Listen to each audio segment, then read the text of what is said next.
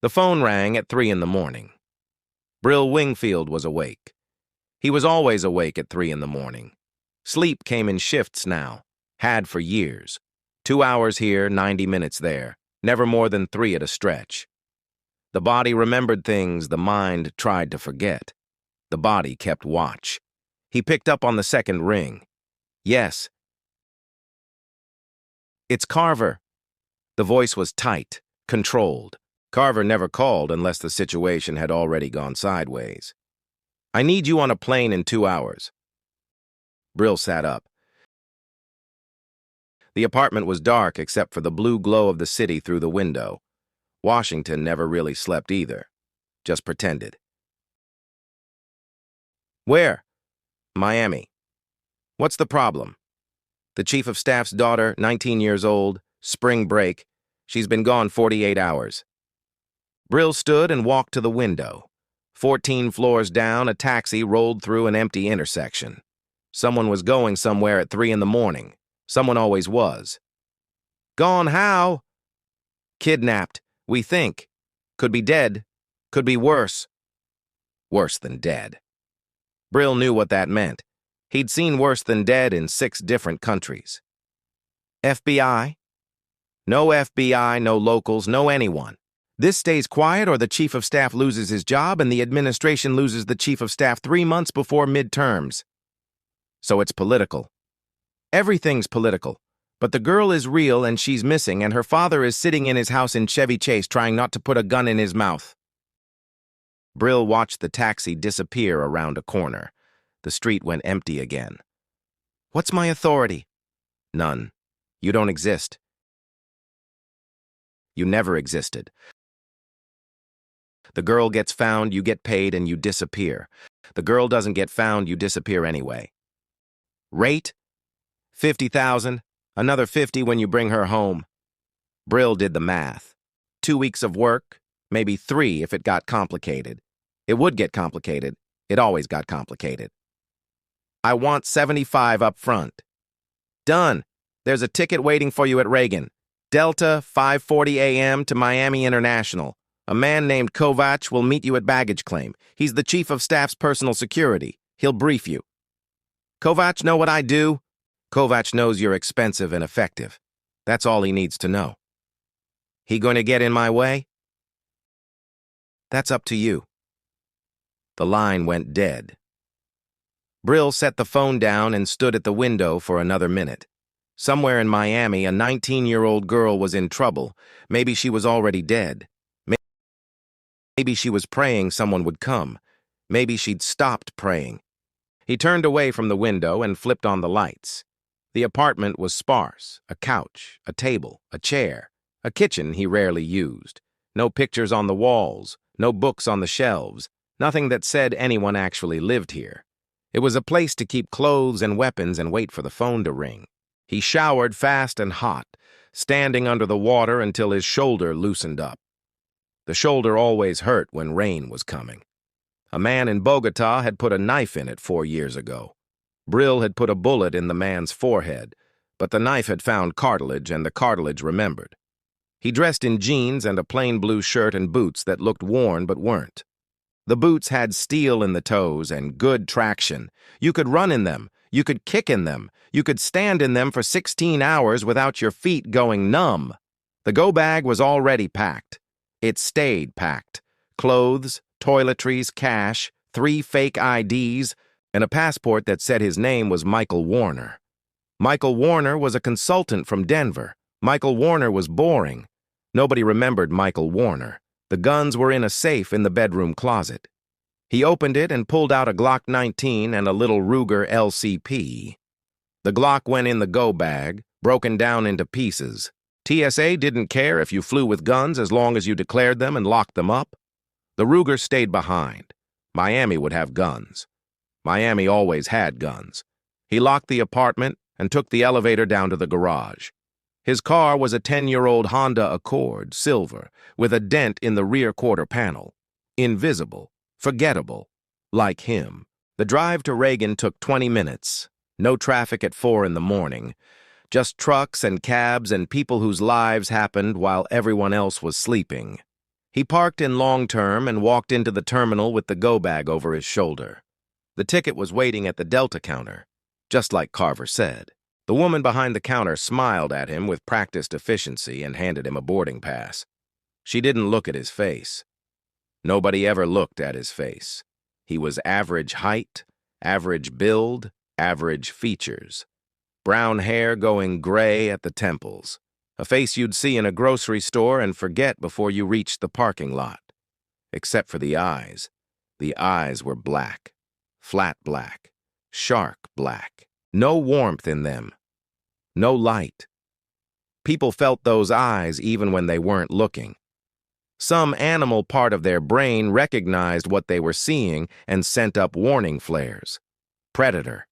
Apex predator. The kind that didn't announce itself until it was already too late. The woman at the counter glanced up once, met his eyes for half a second, and looked away fast. Her smile faltered.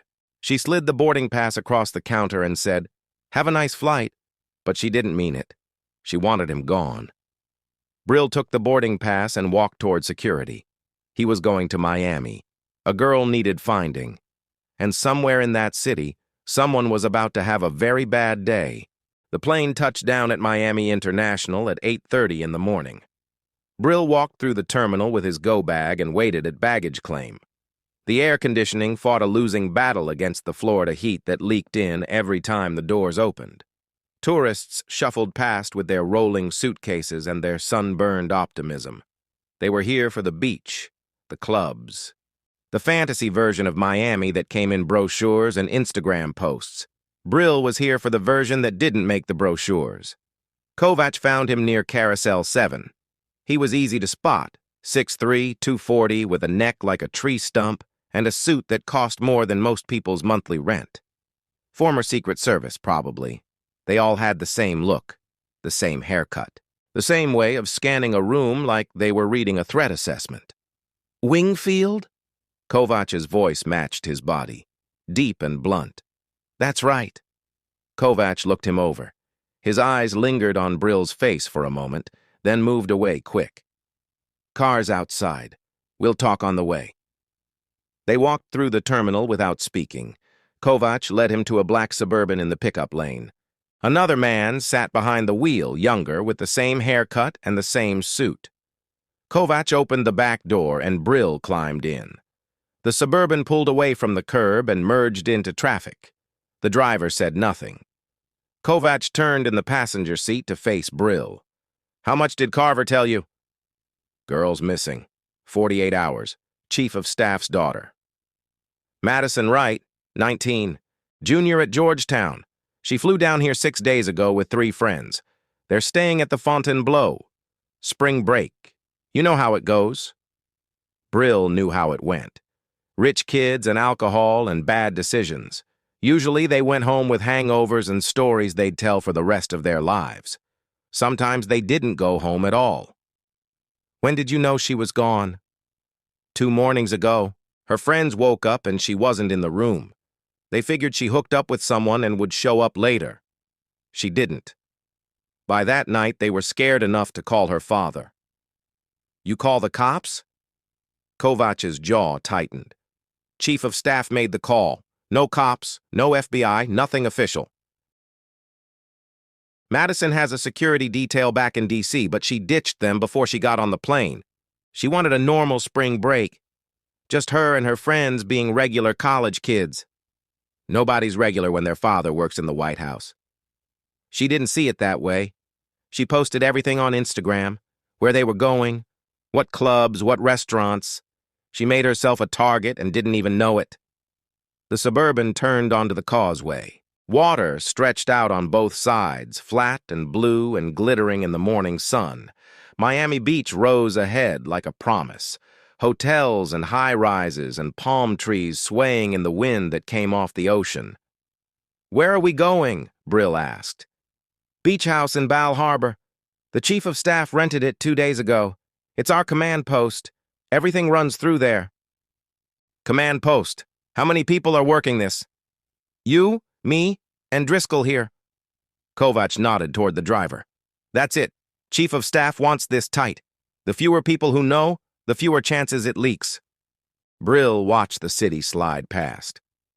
What about her friends? They're still at the Fontainebleau, scared, lawyered up. Their parents flew in yesterday and nobody's talking to anyone without counsel present. They talked to you? Enough.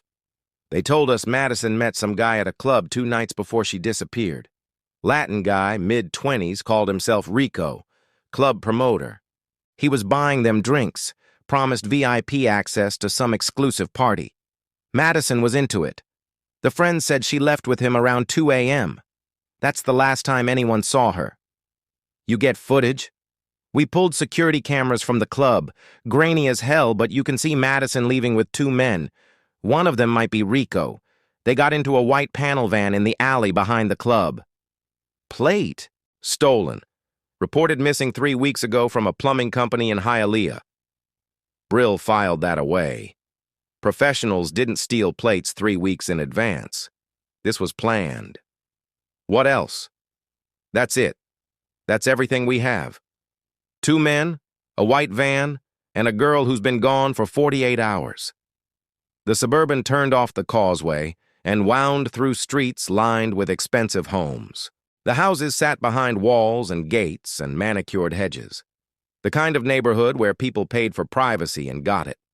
They pulled into a driveway and stopped in front of a 2-story beach house with white stucco walls and a red tile roof. The windows were tinted dark. The lawn was perfect.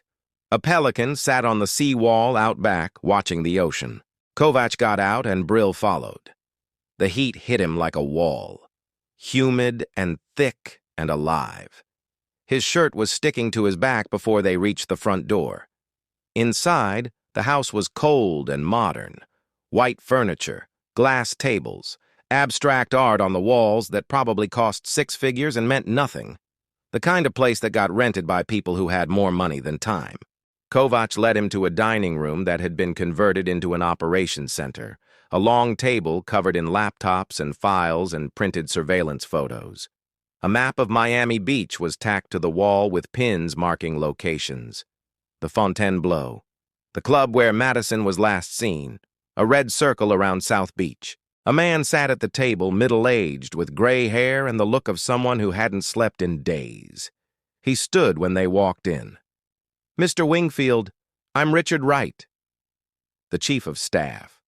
Brill recognized him from television. He looked older in person, smaller. The weight of the situation had hollowed him out. They shook hands. Wright's grip was firm, but his palm was sweating. Thank you for coming, Wright said. Carver speaks highly of you. Brill said nothing. Words didn't matter right now, only results. Wright gestured to the table. This is everything we have. Security footage, statements from Madison's friends, phone records, social media. It's not much. Brill stepped to the table and looked at the files. Photos of Madison smiling on a beach, screenshots of Instagram posts, a grainy still from security footage showing a girl with long, dark hair getting into a van. I need to talk to her friends, Brill said. They're not cooperative, Kovac said. Like I said, they're scared and their lawyers. I don't care about their lawyers. I need to talk to them. Wright looked at Kovac. Something passed between them, a decision being made without words. All right, Wright said. Kovac will take you to the hotel, but be careful. If this gets out, it won't. Brill turned back to the table and picked up the security footage still. 2 men and a girl, one moment frozen in time. The last moment Madison Wright was free. He studied the image, the angles, the body language, the way one of the men had his hand on Madison's lower back. Possessive, guiding her. This wasn't a random snatch, this was a transaction. Someone had ordered Madison Wright, and someone had delivered her. Brill set the photo down and looked at the chief of staff. The man's eyes were red, his hands were shaking. I'll find her, Brill said. He didn't say he'd find her alive. He never made promises he couldn't keep. Wright nodded. He didn't ask for promises either. He'd been in Washington long enough to know better. Kovac grabbed a set of car keys from the counter. Let's go talk to the girls. Brill followed him back to the Suburban. The Pelican was still sitting on the seawall. It turned its head and watched them leave with ancient, indifferent eyes. The Fontainebleau rose from Collins Avenue like a monument to excess. Brill had seen it before, years ago, on a different job. Back then, he'd been tracking a money launderer who liked to gamble in the high roller suites. The launderer had ended up floating face down in Biscayne Bay. The Fontainebleau hadn't changed. Still the same curved towers. Still the same palatial entrance where valets in white jackets hustled around expensive cars. Kovach parked in the guest lot and they walked through the lobby. Marble floors, crystal chandeliers, tourists in swimsuits and cover-ups heading to the pool. The smell of chlorine and sunscreen and money. They took the elevator to the 8th floor. Room 847 was at the end of a long hallway decorated with Art Deco prints and potted palms. Kovach knocked twice, authoritative, the kind of knock that said he wasn't going away. The door opened 6 inches. A girl's face appeared in the gap. Blonde hair pulled back in a messy ponytail. Red eyes. No makeup. She looked about 19, going on 50. "We already talked to you," she said. "This is Mr. Wingfield," Kovach said. "He needs to ask you some questions." "Our lawyers said we don't have to talk to anyone else. Your lawyers aren't here, and Madison's still missing, so you're going to talk to us." The girl's face crumpled. For a second, Brill thought she might cry. Then she straightened her shoulders and opened the door wider. The room was a suite, 2 bedrooms connected by a living area with a view of the ocean. Expensive but trashed. Room service trays on the coffee table, clothes thrown over chairs, empty wine bottles lined up on the counter like soldiers. 2 other girls sat on the couch. One was brunette, curled up with her knees to her chest. The other was a redhead, staring at her phone like it might tell her what to do next. The blonde closed the door. "I'm Ashley. That's Emma and Tara." Emma was the brunette. Tara was the redhead. Neither of them looked up. Brill moved into the room and stood where all 3 of them could see him. He didn't sit. Sitting made you less threatening, and he needed them a little bit threatened. "Tell me about Rico," he said. Ashley glanced at Kovach. "We already told him everything. Tell me." Something in Brill's voice made her look back at him. Her eyes met his for half a second and then skittered away. She wrapped her arms around herself. "We met him at LEV. That's a club at the... I know where it is." "When?" 4 nights ago. "No, 5. God, I don't even know what day it is anymore." Ashley pressed her fingers to her temples. "Wednesday night. We were in the VIP section and he came over. He was good-looking, Latin, really smooth. He bought us a round of drinks and said he could get us into this private party the next night. Some mansion in Star Island. Models and athletes and DJs. He made it sound amazing." Madison was interested. Madison was really interested. She'd been complaining the whole trip that everything was too touristy. Too basic. She wanted to do something wild, something her friends back at Georgetown would be jealous of. Emma finally looked up from the couch. Her voice was small. "We told her it was a bad idea." "No, you didn't," Tara said. She hadn't looked up from her phone. "You thought it sounded cool, too. We all did." Ashley shot Tara a look. Then she turned back to Brill. "Rico gave Madison his number. She texted him the next day and he said the party was on for Friday night. He'd pick her up at 2 a.m. 2 in the morning. He said the party didn't get good until late. Madison thought that was exciting." "Where were you 3? "Here. In the room.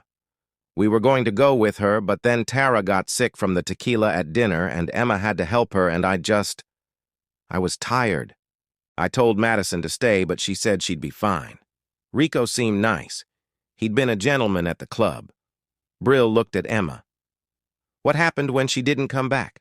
Emma's eyes filled with tears. "We woke up around noon and she wasn't in her bed. We figured she'd crashed at the party or maybe hooked up with someone. Madison does that sometimes. She doesn't always tell us where she is." "When did you get worried?" That night, she wasn't answering texts. Her phone was going straight to voicemail. We called the hotel front desk and they said she hadn't come through the lobby. We didn't know what to do. So you called her father? Ashley nodded. Sunday morning. We waited as long as we could because we knew Madison would kill us if we freaked out her parents over nothing. But it had been too long. Something was wrong. Brill walked to the window. The ocean stretched out below, endless and blue. People were on the beach, lying in the sun, playing volleyball, pretending the world was safe. Did Rico mention anyone else? Any names? Any other people who'd be at this party? No. He just said it was exclusive. You had to know someone to get in. Madison leave with anyone besides Rico? Ashley hesitated. There was another guy. When she went downstairs to meet Rico, I watched from the balcony. There were two of them in the van, Rico and someone else. I couldn't really see the other guy. What kind of van? White, like a work van. I remember thinking it was weird because Rico dressed nice, designer clothes. Why would he be driving a van like that? You get a plate number? No. I didn't think anything was wrong. Brill turned from the window. Ashley was crying now. Emma had her arms wrapped around her knees, rocking slightly. Tara was still staring at her phone. What else? Brill said. What do you mean? You're not telling me something. What is it? Ashley looked at Emma. Emma looked at Tara. The silence stretched out. Kovac shifted his weight. His hand moved toward his pocket where he probably kept a notebook. Tara finally looked up from her phone. Her eyes were hard, angry. Rico gave Madison Coke, she said. At the club, Wednesday night, he had it in a little vial on his keychain. He said it was good stuff, pure. Madison did a bump in the bathroom. Ashley's face went pale. Tara, they need to know. If Madison's in trouble, they need to know everything. Brill studied Tara. She was the strong one, the one who'd been holding it together while the other two fell apart. Did she buy more from him? I don't know. Maybe. She said she might. So Rico's a dealer. Small time. I think he just does it for the girls at the clubs, to seem cool. And Madison wanted more.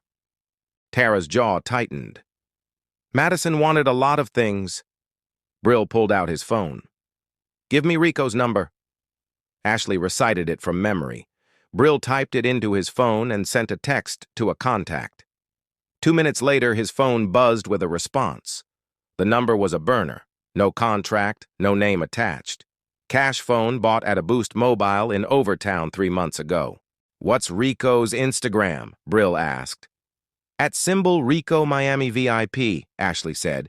But he deleted his account. I checked yesterday. It's gone. Gone. Of course it was gone. Rico had used it to bait college girls and now he'd burned it. Brill walked to the door. Kovac followed. Wait, Ashley said. Are you going to find her? Is Madison going to be okay? Brill looked back at the 3 girls. They were children, really.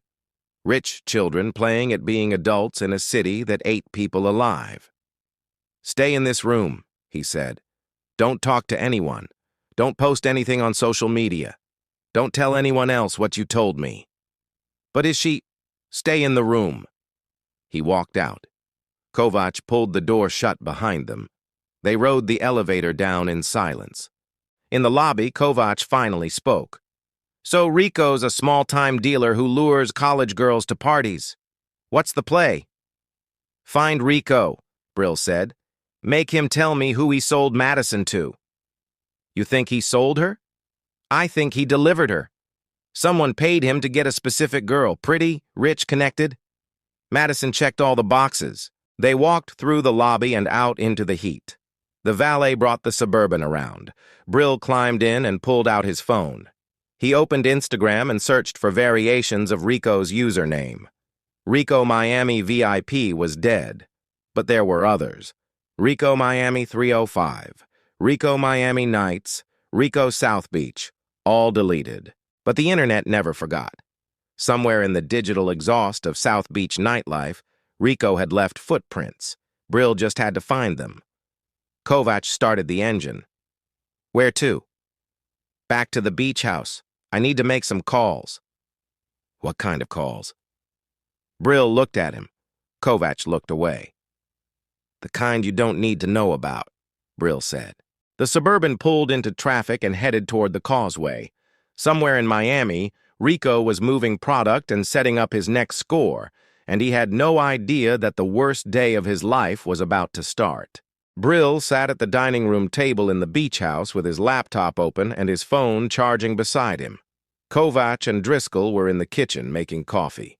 Richard Wright had left an hour ago, driven back to D.C. by another member of his security team. He'd wanted to stay, but Brill had told him it was a bad idea.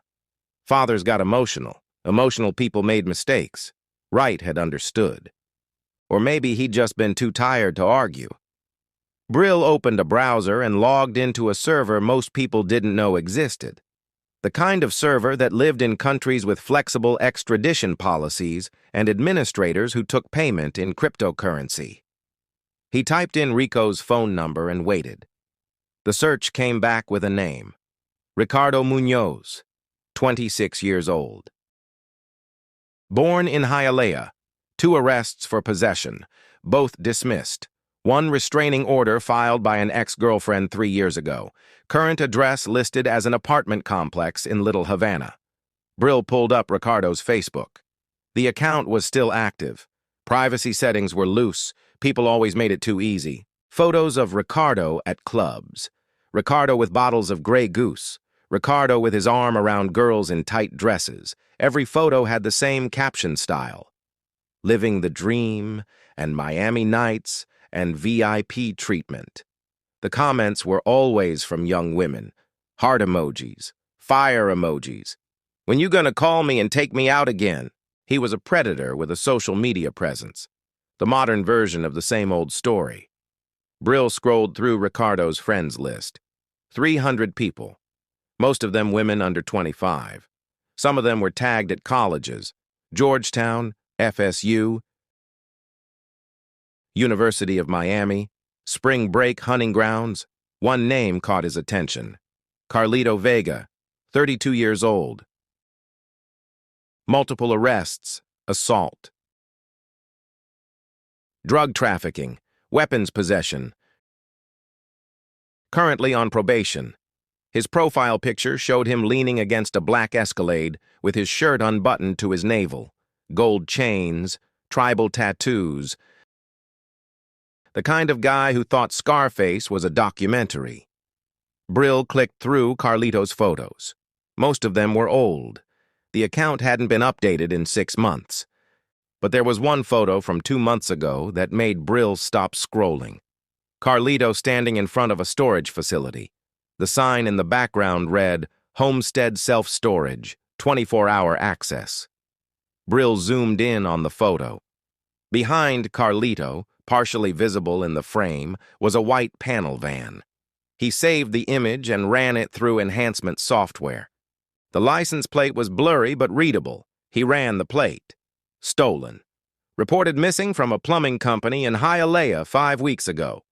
Same van. Had to be. Brill leaned back in his chair. The pieces were coming together. Ricardo was the face. The club promoter who lured girls in with promises of exclusive parties. Carlito was the muscle, the guy who did the actual work. But who were they working for? He opened a new search window and typed in Carlito Vega's known associates. The list populated. Small-time dealers, enforcers, a few names with connections to human trafficking operations that ran between Miami and the islands. One name appeared 3 times across different police reports. Enzo Ruiz. Brill pulled up Enzo's file. 38 years old. No convictions, but plenty of arrests. Suspected involvement in trafficking, money laundering, weapons sales. The kind of operator who stayed just clean enough to avoid prison, but dirty enough to make serious money. Enzo's last known address was a condo in Brickell. Brill memorized it. His phone buzzed, a text from a number he didn't recognize. Ricardo Munoz, Works at Babylon nightclub in Wynwood Wednesday through Saturday. Usually shows up around 10 p.m. The text was from Simon, the hacker. Brill had sent him Rico's name an hour ago with a single word. Location. Simon always delivered. Brill checked his watch. 4 in the afternoon. 6 hours until Ricardo showed up for work. He stood and walked into the kitchen. Kovac looked up from his coffee. I found him, Brill said. Rico? He works at a club in Wynwood. I'm going there tonight. Kovac set his mug down. I'll come with you. No. You might need backup. I won't. Driscoll leaned against the counter with his arms crossed. You're going into a nightclub to grab a dealer? You know how many witnesses that is? I'm not grabbing him at the club. Then what's the play? Brill looked at both of them. Kovac with his Secret Service training and his rigid protocols. Driscoll with his by-the-book approach and his concern about witnesses. They were good at what they did, but what they did wasn't what Brill needed right now. I'm going to watch him, Brill said. See where he goes, who he talks to. Then I'm going to follow him until he's alone. And then? Then I'm going to ask him some questions. Kovac's jaw tightened. We need him alive. If Rico ends up dead, he'll be alive. I need him to talk. Dead men don't talk. Chief of Staff wants this clean. No bodies, no headlines, no complications. Brill walked to the sink and filled a glass with water. He drank it slowly. Outside the window, the ocean rolled in against the seawall. Endless, patient, indifferent to human concerns. Madison's been gone 58 hours, Brill said. Every hour that passes, the odds get worse. If she's being moved out of the country, we've got maybe 2 days before she's gone forever. I don't have time to be clean. Kovac and Driscoll exchanged a look. Some silent conversation between men who'd worked together long enough to communicate without words. All right, Kovac said. But stay in contact.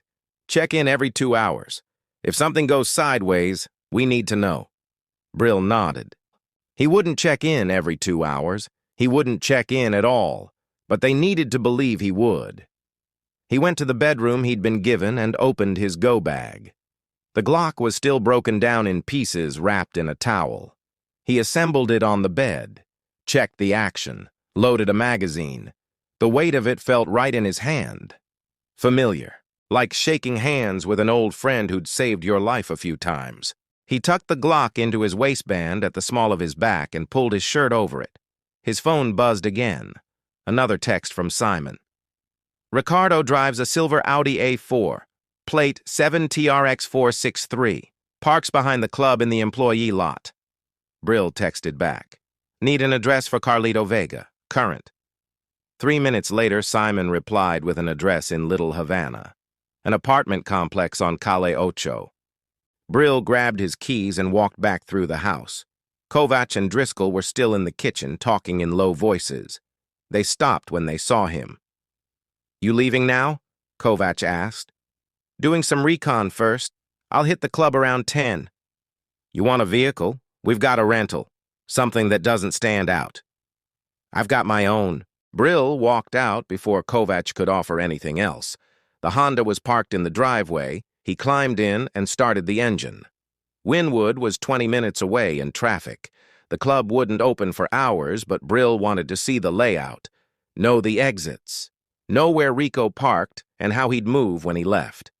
He pulled out onto the street and headed toward the causeway. The sun was starting to drop toward the horizon. The sky was going orange and pink, the kind of sunset that tourists paid money to see from restaurant patios and rooftop bars. Brill didn't notice. He was thinking about Ricardo Munoz, about the way predators like him operated, the way they smiled and bought drinks and promised adventure, the way they delivered girls to men like Carlito Vega. Tonight, Ricardo would walk out of Babylon nightclub and get into his silver Audi, and Brill would be waiting. He merged onto I-95 and pushed the Honda up to 70. The city blurred past, concrete and palm trees and billboard advertisements for plastic surgeons and personal injury lawyers. Somewhere out there, Madison Wright was running out of time. Brill pressed harder on the gas. Wynwood was all murals and warehouses converted into galleries and restaurants with names like Koyo Taco and KYU. Brill drove through the neighborhood twice before he found Babylon. It sat on a side street between a coffee roaster and a store that sold vintage clothing.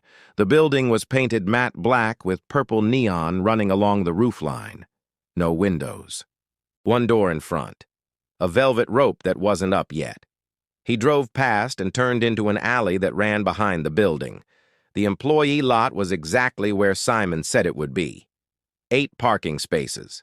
A dumpster. A steel door with a security camera above it. Brill memorized the angles and kept driving.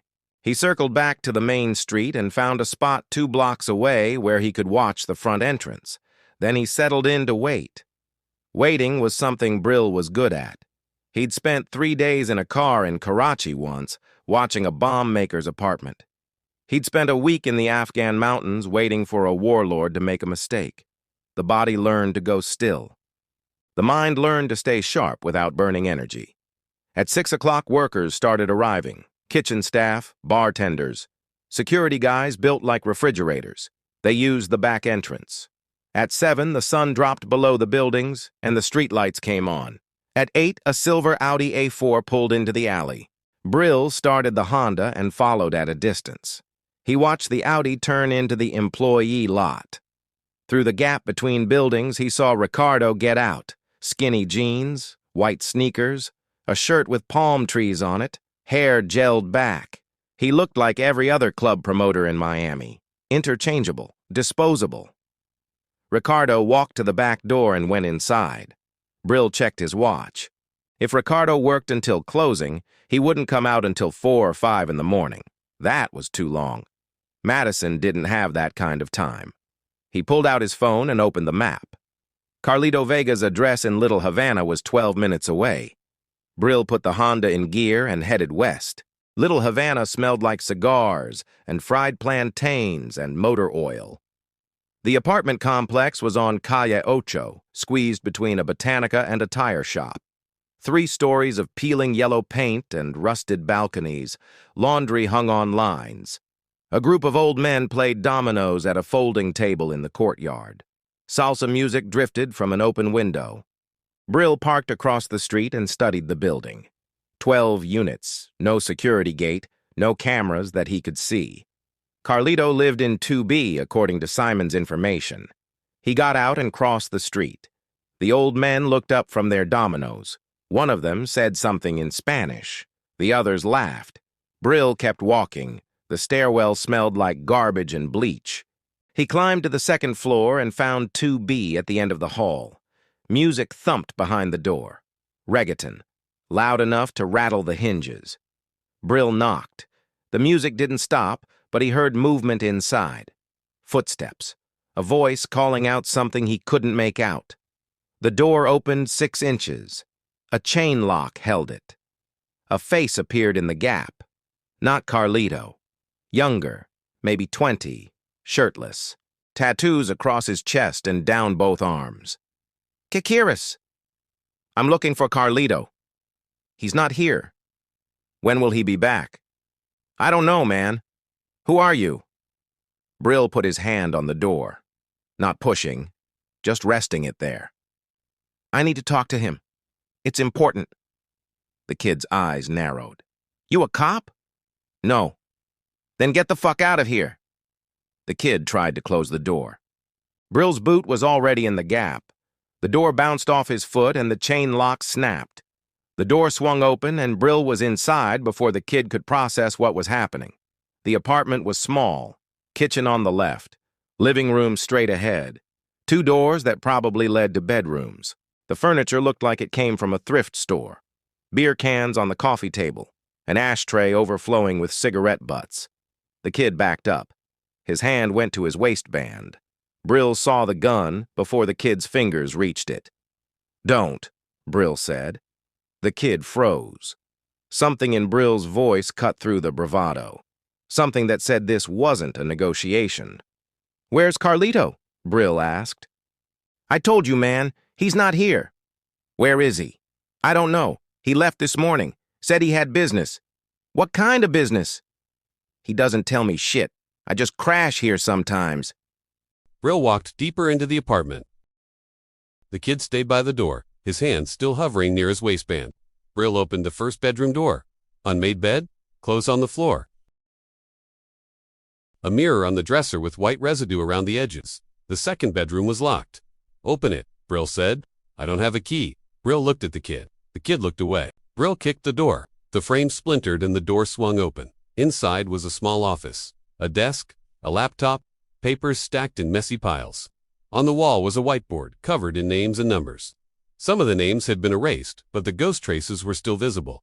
Brill scanned the board. Most of it was drug business, quantities and prices and delivery dates. But at the bottom, written in red marker, were 4 words that made his pulse quicken. MW Storage, $50,000, Madison Wright. Brill pulled out his phone and took a picture of the whiteboard. Then he turned to the desk and started opening drawers. The first one had pens and papers and a box of condoms. The second had a Glock 26 and 3 magazines. The third had a ledger. He flipped through it, page after page of transactions. Dates and amounts and initials. 2 weeks ago there was an entry that read, MW deposit $25,000.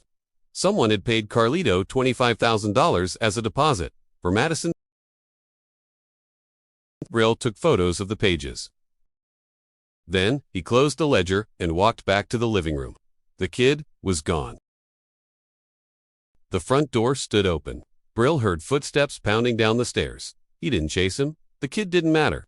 What mattered was the ledger, the whiteboard, the proof that this was a transaction. Madison had been sold. Brill walked out of the apartment and down the stairs. The old men were still playing dominoes. One of them looked up and met Brill's eyes. The old man's expression didn't change, but he nodded once. Slow, like a man who'd seen enough in his life to know when to stay quiet. Brill got in the Honda and pulled up the photo of the whiteboard on his phone. MW Storage, $50,000. Storage. Where? He opened his photos and found the image he'd saved earlier. Carlito standing in front of Homestead, self-storage. The white van in the background. That was where they'd taken her, at least at first. Brill started the engine and plugged the address into his phone. Homestead was 40 minutes south. Far enough from Miami Beach to be isolated. Close enough to move product quickly. He pulled onto Calle Ocho and headed for the highway. The sun was completely gone now. The city lights were coming on. Neon and sodium vapor and the glow of headlights on asphalt. Miami after dark, when the predators came out to hunt. Brill merged onto the turnpike and pushed the Honda to 80. He thought about Madison Wright, 19 years old, probably terrified, possibly drugged, definitely alone. He thought about the ledger entry. $25,000 down, $50,000 total. That was the price someone had put on her. And somewhere in Miami, Carlito Vega was moving around, conducting his business, thinking he was safe. He wasn't safe. Nobody who touched Madison Wright was safe anymore. Brill's hands tightened on the wheel. The highway stretched out ahead, ribbon of concrete cutting through the darkness. He pressed the gas pedal to the floor. Homestead Self-Storage sat on a dead-end road between a scrapyard and an abandoned gas station. Brill drove past twice. The facility was bigger than he'd expected, maybe 200 units spread across 3 buildings. Chain-link fence around the perimeter, a gate at the entrance with a keypad, security lights on poles every 50 feet, one small office near the front with a light on inside. He parked the Honda a quarter-mile down the road and walked back through the darkness. The air was cooler out here, away from the coast, away from the city. Just flat land and the sound of crickets and the occasional truck passing on the distant highway. The fence was 8 feet high, topped with barbed wire. Brill followed it around to the back of the property where the shadows were deepest. He found a spot where the fence met a concrete wall, climbed the wall and used it to get over the barbed wire without shredding himself. He dropped into the facility and crouched in the darkness. Waited, listened. Nothing moved. No dogs, no guards, just the hum of the security lights and the tick of cooling metal from the storage units. Brill moved between the buildings, staying low. The units were numbered, but not in any order that made sense. He saw 147 next to 203, next to 089. the kind of system that only made sense to whoever set it up. He needed the office, needed the records, needed to know which unit Carlito had rented. The office was a small modular building with windows on 3 sides.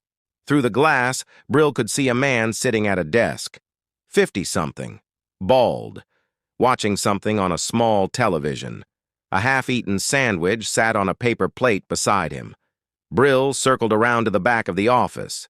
There was a door, no window, a simple lock. He pulled out his picks. The lock was cheap, hardware store grade. It opened in 30 seconds. Brill slipped inside. He was in a storage room, cleaning supplies, a mop bucket, boxes of paper towels. A door led to the front office. He moved to the door and looked through the gap. The manager was still at his desk, his back to Brill. The television was showing a soccer game. The volume was turned up loud enough that the man wouldn't hear footsteps. Brill crossed the room in 3 steps. His arm went around the manager's throat. Locked tight, cutting off blood to the brain. The man struggled for 5 seconds, then went limp. Brill lowered him to the floor and checked his pulse. Strong and steady. He'd be out for a few minutes, maybe less. He turned to the desk. There was a computer, but it was password protected. File cabinets lined the wall. Brill opened the top drawer. Rental agreements. Alphabetized. He flipped to V. Nothing under Vega. He tried M for Munoz. Nothing. The manager groaned. His eyes fluttered. Brill needed more time. He grabbed a roll of duct tape from the storage room and taped the manager's wrists and ankles. Slapped a piece over his mouth. The man's eyes opened, wide and terrified. Brill put a finger to his lips. "Stay quiet," he said. "Don't make me hurt you." The manager nodded. Brill went back to the file cabinet. If Carlito was smart, he'd have rented the unit under a fake name. But guys like Carlito usually weren't that smart. He opened the second drawer. More rental agreements. These were organized by unit number instead of name. Brill pulled out his phone and looked at the photo of Carlito standing in front of the storage facility. He zoomed in on the building behind him. There was a number visible on the nearest unit, 178. He flipped through the files until he found Unit 178. The rental agreement was signed by someone named Miguel Torres, but the handwriting looked rushed, sloppy, and the address listed was the apartment on Calle Ocho, Carlito's apartment. Brill photographed the agreement and put it back. Unit 178 was in Building C. He'd passed it on the way to the office. He looked down at the manager. The man was breathing hard through his nose. His eyes tracked Brill's every movement. "I'm going to leave now," Brill said. "When I'm gone, you're going to wait 10 minutes before you try to get loose. Understand?" The manager nodded. "If you call the police in the next hour, I'll come back. And you won't like what happens when I come back." The manager nodded again. Faster this time. Brill walked out the back door and into the darkness. He moved between the buildings until he found C. The units here were bigger. Storage for boats and RVs. Roll-up doors tall enough to drive a truck through. Unit 178 was at the end. The door was secured with a padlock the size of a fist. Brill examined it. Industrial grade. The kind of lock that would take 20 minutes to pick. Maybe longer. He didn't have 20 minutes. He went back to the office and searched the storage room. Found a toolbox. Inside was a crowbar. He carried it back to Unit 178 and wedged it into the gap between the door and the frame, leveraged his weight against it. The metal groaned. The lock held. Brill repositioned the crowbar and tried again. The frame bent. The lock still held. He stepped back and looked at the door. Thought about the layout. About how these units were built. Corrugated metal on a steel frame. Strong from the front. Weaker on the sides. He moved to the side panel and examined the seam where 2 sheets of metal joined. There were rivets every foot. He used the crowbar to pry at the seam. 1 rivet popped, then another, then 3 more. The metal sheet bent outward. Brill pulled it wider, created a gap just big enough to squeeze through. He pulled out his phone and turned on the flashlight, shined it through the gap. The unit was empty. No van, no equipment, no Madison, just zip ties on the floor. And a syringe, and the smell of urine and fear. Brill climbed through the gap. His boots crunched on concrete. The space was maybe 20 feet deep and 15 feet wide. In the back corner was a folding chair, stains on the floor that might have been blood. She'd been here. Madison had been here. But she was gone now. Brill photographed everything, the zip ties, the syringe, the stains. Then he climbed back out through the gap in the metal. He walked quickly toward the back fence. Behind him he heard shouting. The manager had gotten free, or maybe someone had found him. Brill didn't look back. He scaled the fence at the same spot he'd entered, dropped to the ground on the other side, jogged back to the Honda through the darkness. He climbed in and started the engine, pulled onto the road without turning on his headlights, drove half a mile before he flipped them on. His phone buzzed, a text from Kovac. "Check in. Where are you?" Brill ignored it. He pulled up his contacts and called Simon. Simon answered on the second ring. "Yeah. I need you to find someone. Carlito Vega. I need to know where he is right now." "That's going to take time." "I don't have time. Madison Wright was in a storage unit in Homestead. Now she's not. Carlito moved her. I need to know where." The line went quiet for a few seconds. Brill could hear Simon typing. "Give me 30 minutes, Simon said. "You've got 20.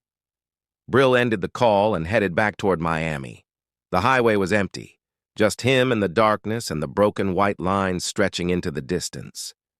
He thought about the storage unit, about how scared Madison must have been, about how long she'd been there before they moved her. The ledger said $50,000, 25 down, 25 on delivery. Delivery meant she was being moved somewhere else, out of the country probably, the Bahamas, the Caribbean, somewhere she'd disappear forever. Brill pressed harder on the gas. The Honda's engine whined. His phone rang. Simon. "That was fast," Brill said. "Carlito's phone is pinging off a tower in Little Havana. He's at a nightclub called Mango's. Has been for the last 2 hours." "What about associates? Anyone connected to trafficking?" "Yeah. Name's Enzo Ruiz. Big player. Runs girls through the islands. Carlito's done work for him before." "Where's Enzo?" "No idea. His phone's off. But I pulled his credit cards. He's got a yacht. Docked at Dinner Key Marina, 42-foot Sea Ray, registered to a shell company." A yacht. Perfect for moving cargo. Perfect for disappearing. "Send me the marina address," Brill said. "Already did." Brill checked his phone. The address was there, 15 minutes away. "Thanks, Simon." "One more thing. Enzo's got a flight booked, tomorrow night, 9 p.m. to Nassau. One way. Tomorrow night. That meant Madison was being moved tomorrow. Maybe earlier." Brill ended the call and changed direction. He took the exit for Coconut Grove and headed toward the marina. The clock was running down. Madison Wright had maybe 24 hours left before she vanished forever. Brill intended to find her before then. Dinner Key. Marina sprawled along the shoreline like a small floating city. Brill parked the Honda in a public lot near the entrance and walked toward the docks. It was past midnight. The marina office was closed. Security was a single guard in a booth at the gate, old and bored and playing something on his phone. Brill walked past like he belonged there. The guard didn't look up. The docks stretched out into Biscayne Bay in long fingers. Boats of every size lined both sides. Sailboats, sport fishers, cabin cruisers, some dark and empty, others showing signs of life, music from a party boat in the distance, laughter carrying across the water. Brill pulled out his phone and checked the information Simon had sent. Enzo's yacht was a 42-foot Sea Ray named Lucky Strike, slip D27. He walked down the main dock until he found the D section. The slips here were for bigger boats, more expensive, the kind that cost more than most people's houses. D27 was near the end. The Sea Ray sat low in the water, white hull, dark windows, A flying bridge on top with a helm station, navigation lights off, no movement on deck. Brill approached slowly, stayed in the shadows between the dock lights, listened. He could hear the water lapping against the hulls, the creak of dock lines, music from the party boat, but nothing from the Sea Ray. He stepped closer, looked through the windows of the main cabin, dark inside, too dark to see anything. The boat had two ways in. The door to the main cabin was locked, but there was also a door to the aft deck. Brill tried it, unlocked. He opened it slowly, stepped inside, pulled the Glock from his waistband and held it low. The aft deck had bench seating and a table. Steps led down into the main cabin. Brill descended. His eyes adjusted to the darkness. The cabin was luxury. Leather seating, teak floors, a galley kitchen, a flat-screen TV mounted to the wall. Everything clean and expensive and maintained, but empty. Brill moved through the cabin toward the forward berth. The door was closed. He put his ear to it, heard breathing, slow and steady. Someone sleeping. He tested the handle. Unlocked. He pushed the door open. The Glock came up. The berth had a V-shaped bed built into the bow, 2 people in it. A man and a woman, both naked under the sheets. The man was on his back, snoring. The woman was curled against him. Brill crossed the space in 2 steps, put the Glock to the man's temple. The cold steel woke him faster than any alarm. The man's eyes flew open, his mouth opened to yell. Brill's hand clamped over it. "Make a sound and you die," Brill said. The woman was awake now. She started to scream. Brill pointed the Glock at her. She stopped. Her eyes went wide with terror. "Who are you?" the man said. His voice was muffled under Brill's hand. Brill took his hand away but kept the gun in place. "Where's Madison Wright?" "I don't know who that is." Wrong answer. Brill pressed the Glock harder against the man's skull. The man's breathing accelerated. "I swear, man, I don't know anyone named Madison." "You're Enzo Ruiz." "Yeah, so what?" "So Carlito Vega delivered a girl to you 3 days ago, 19 years old, dark hair. Where is she?" "I don't know what you're talking about." The woman was crying now. Quiet sobs that shook her shoulders. She pulled the sheet up to her chin. Brill looked at her. "What's your name?" "Jessica," she whispered. "Jessica, get dressed and leave." "Don't hurt him. Please." "I won't if he tells me what I want to know. Get dressed." Jessica scrambled out of the bed. She grabbed clothes from the floor, pulled them on without turning around. Then she ran.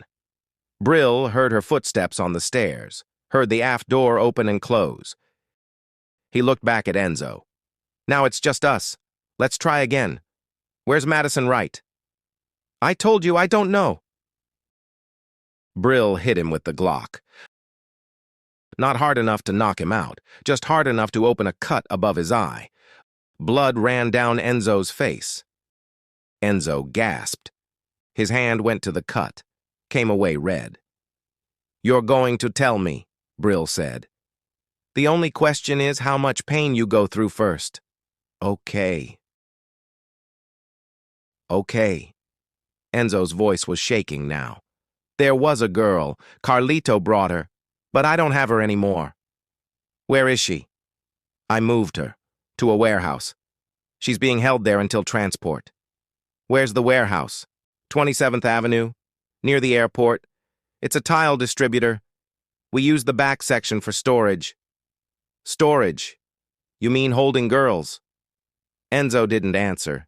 He just looked at Brill with fear in his eyes. "How many girls are there?"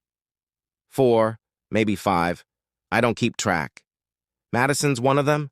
"Yeah, dark hair, pretty. Scared out of her mind." "When are you moving them?"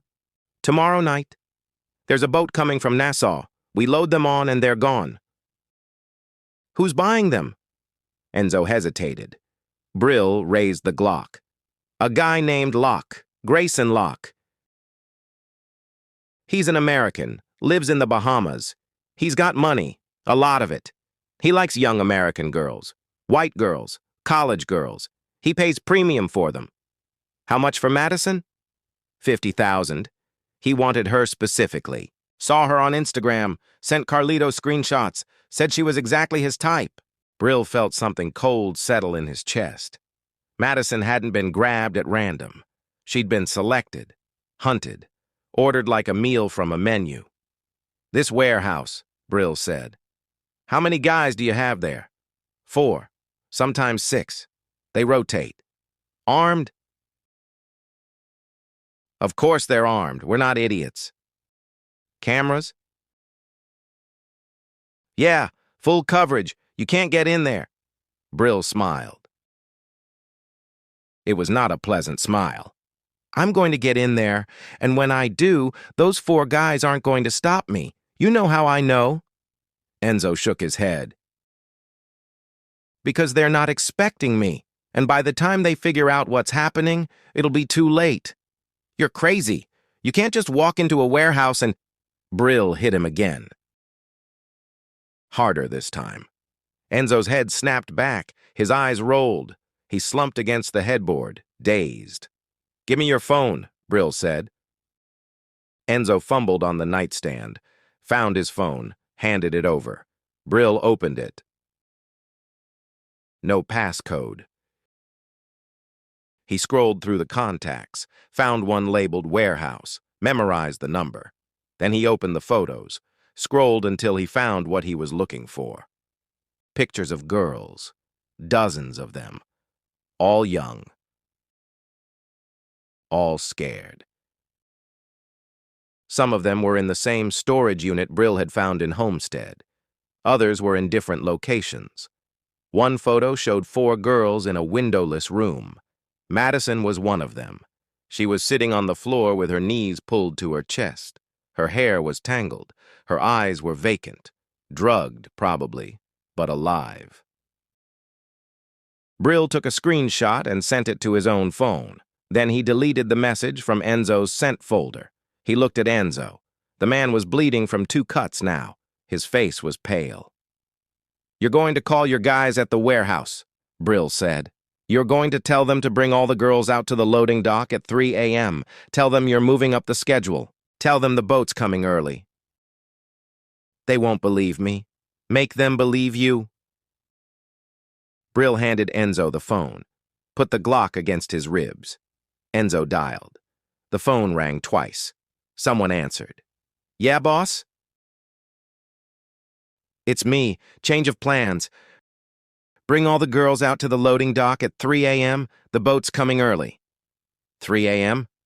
That's less than 2 hours. I know what time it is. Just do it. Get them ready. I'll be there. You coming yourself? Yeah. Something came up. Just have them ready. Okay, boss. Whatever you say. Enzo ended the call, looked at Brill. Now what? Now you tell me the security code for the warehouse, and the alarm system, and how many men will actually be there tonight. 4 guys. The code is 7823. The alarm disables automatically when you punch it in, but you're still not getting out of there alive. We'll see. Brill stood. He looked around the cabin. Expensive, clean, the kind of place that represented the profits from selling human beings. He thought about burning it, about watching Enzo's little floating palace sink into the bay. But that would draw attention. Cops, fire rescue, questions. He needed to stay invisible for a few more hours. You're going to stay on this boat until morning, Brill said. If you call anyone, if you warn anyone, if you do anything besides sit here and bleed, I'm going to come back. And next time I won't be asking questions. Enzo nodded. He believed it. Brill could see it in his eyes. Brill walked out of the berth, back through the main cabin, up the stairs to the aft deck. He stepped onto the dock and looked back at the sea ray. Tomorrow night, Enzo had a flight to Nassau. He wouldn't make it. By tomorrow night, Enzo would be explaining to the police why he had photos of kidnapped girls on his phone. Or maybe he wouldn't be explaining anything. Maybe he'd just disappear. Brill hadn't decided yet. He walked back down the dock toward the parking lot. The guard in the booth was still playing on his phone, still not paying attention. Brill got in the Honda and checked the time. 1:45 a.m. The warehouse was 20 minutes away. He had until 3 o'clock to get there, to scout it, to find the weak points. 4 guards, cameras, girls being held in a back room. Brill started the engine. The warehouse sat on 27th Avenue behind a chain-link fence with razor wire on top. Brill drove past it once. The building was concrete block, painted industrial beige, no windows on the ground floor. A rolling garage door in front with Supreme Tile Distributors stenciled across it. A smaller door beside it. Security lights on the corners of the building. 1 car in the lot. A black Escalade. He turned around and parked 3 blocks away in a lot behind a closed auto parts store. Killed the engine and sat in the darkness. The photo from Enzo's phone was still on his screen. Madison sitting on the floor, hollow-eyed, broken but breathing. Brill looked at the time, 2:15 a.m. 45 minutes until Enzo's men brought the girls to the loading dock. He got out of the Honda and opened the trunk. Inside was a toolbox he kept for situations like this. Bolt cutters, a pry bar, zip ties, duct tape, a suppressor for the Glock. He screwed the suppressor on and tucked the gun back in his waistband. Then he walked toward the warehouse. The neighborhood was industrial, closed businesses. Empty parking lots, no traffic. The kind of place where you could hear a gunshot and nobody would call the police because nobody wanted to get involved. Brill approached from the side, stayed in the shadows. The fence ran the perimeter of the property. He followed it to the back where the loading dock was located. 3 concrete bays, roll-up doors on each one. A semi could back into any of them and load cargo without being seen from the street. Perfect for moving girls. Brill used the bolt cutters on the fence. The chain link parted with a sound like breaking piano wire. He slipped through and moved toward the building. There was a door next to the loading bays. Steel. No window. A keypad beside it. He punched in the code Enzo had given him, 7823. The lock clicked. A green light appeared on the keypad. Brill pulled the door open and stepped inside. He was in a hallway.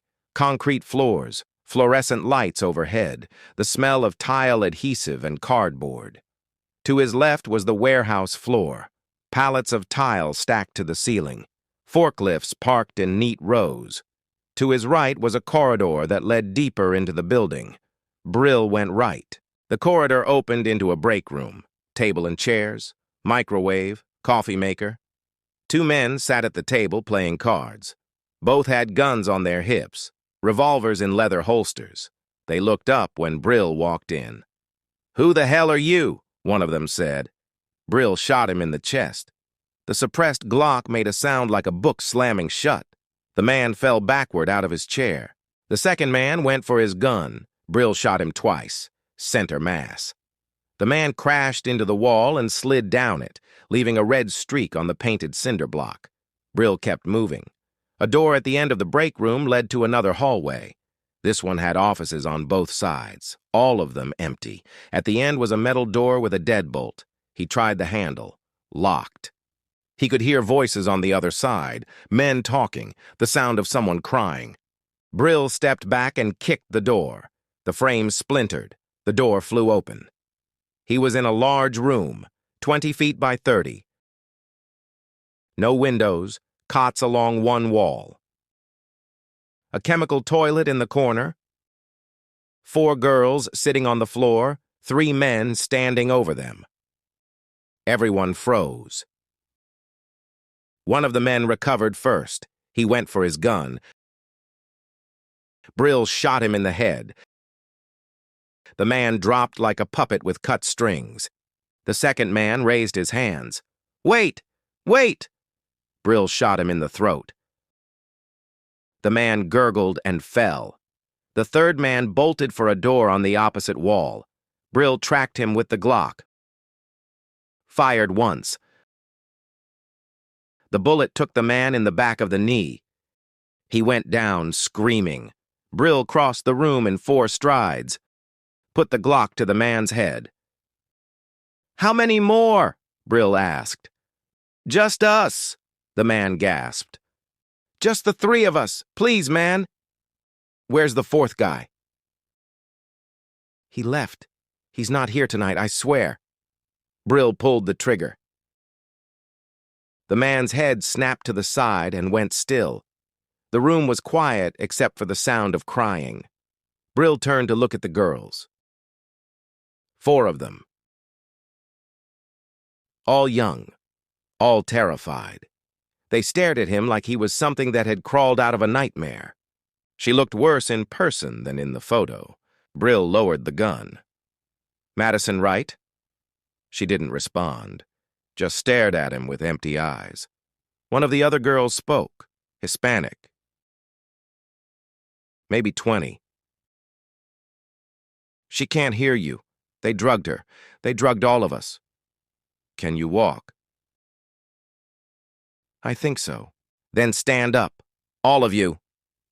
The girls struggled to their feet. Madison needed help. The Hispanic girl and another girl pulled her up.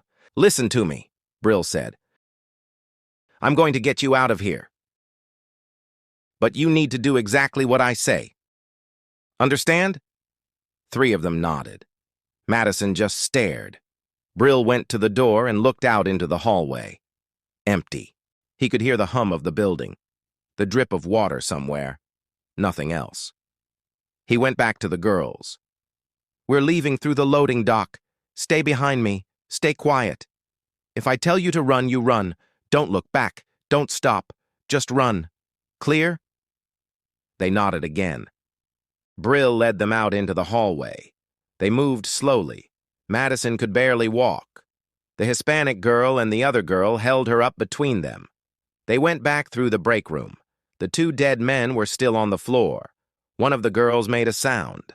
Brill turned and put a finger to his lips. They continued to the door that led to the loading dock. Brill opened it slowly and looked out. The loading bays were empty. The roll-up doors were closed. No vehicles. No people. He led the girls out onto the concrete. The night air hit them, cool and clean after the smell of the holding room. Where are we going? The Hispanic girl asked. My car. 3 blocks that way. Brill pointed. You're going to walk fast, but not run. Running draws attention. You see anyone, you keep your head down and keep walking. Got it? What about you? I'll be right behind you. They started walking. Brill hung back, kept watch. The street was empty, but he knew that could change in a second. They made it 1 block, then 2. Madison stumbled. The girls caught her, kept her moving. At the 3rd block, Brill directed them to the Honda. He unlocked it and opened the back doors. Get in. They climbed in. All 4 of them crammed into the back seat. Madison in the middle. The other girls pressed against her to keep her upright. Brill got behind the wheel and started the engine. Pulled out of the lot and headed toward the highway. Nobody spoke. The girls just sat there breathing, processing what had just happened, that they were alive, that they were out. Brill looked at Madison in the rearview mirror. She was leaning against the Hispanic girl. Her eyes were half closed, still drugged, still somewhere far away, but alive. He pulled out his phone and called Kovac. It rang 4 times before Kovac answered. Where the hell have you been? Kovac's voice was tight with anger. You were supposed to check in. I have Madison. I'm bringing her to the beach house. The line went silent for a moment. Then Kovac said, You have her? She's alive? She's alive. Drugged, but alive. I'm bringing her in now. Have a doctor there, and call the chief of staff. Tell him his daughter's coming home.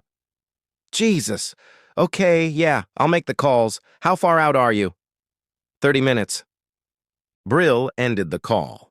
He glanced in the rearview mirror again. The Hispanic girl was looking at him. Who are you? She asked. Nobody, Brill said. Just someone who came to get Madison. What about us? You're safe now.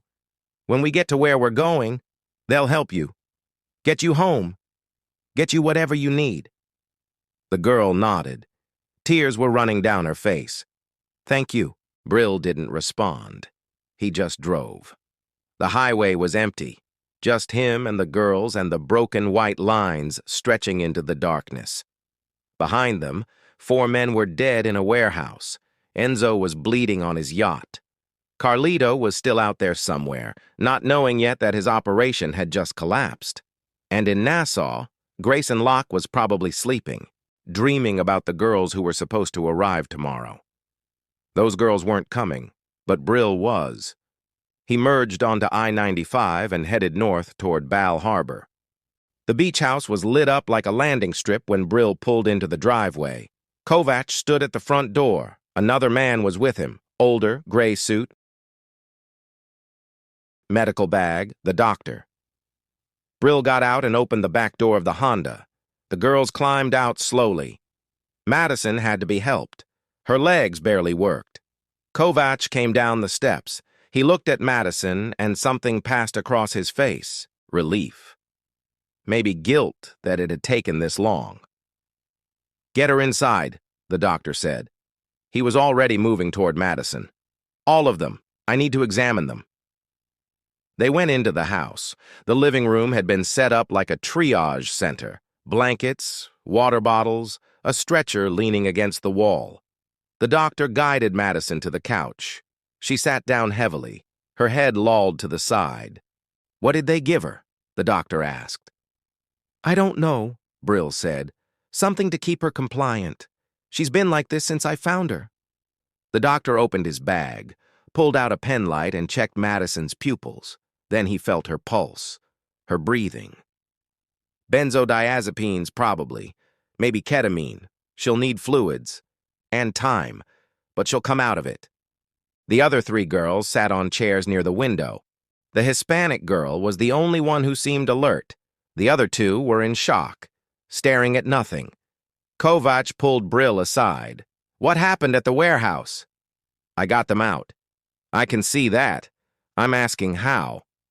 "Does it matter?" "Yeah, it matters. If you left a mess, we need to know about it." Brill looked at him. Kovac held his gaze for a moment, then looked away. 4 men, Brill said. "All dead. The girls were being held in a back room. I got them out through the loading dock." 4 men. Jesus Christ. Kovac rubbed his face. "The chief of staff is on his way. He'll be here in 3 hours. He's flying down on a private jet." "Good. He can take Madison home." "What about the other girls?" "Call whoever handles that. FBI, State Department. I don't care, just get them help."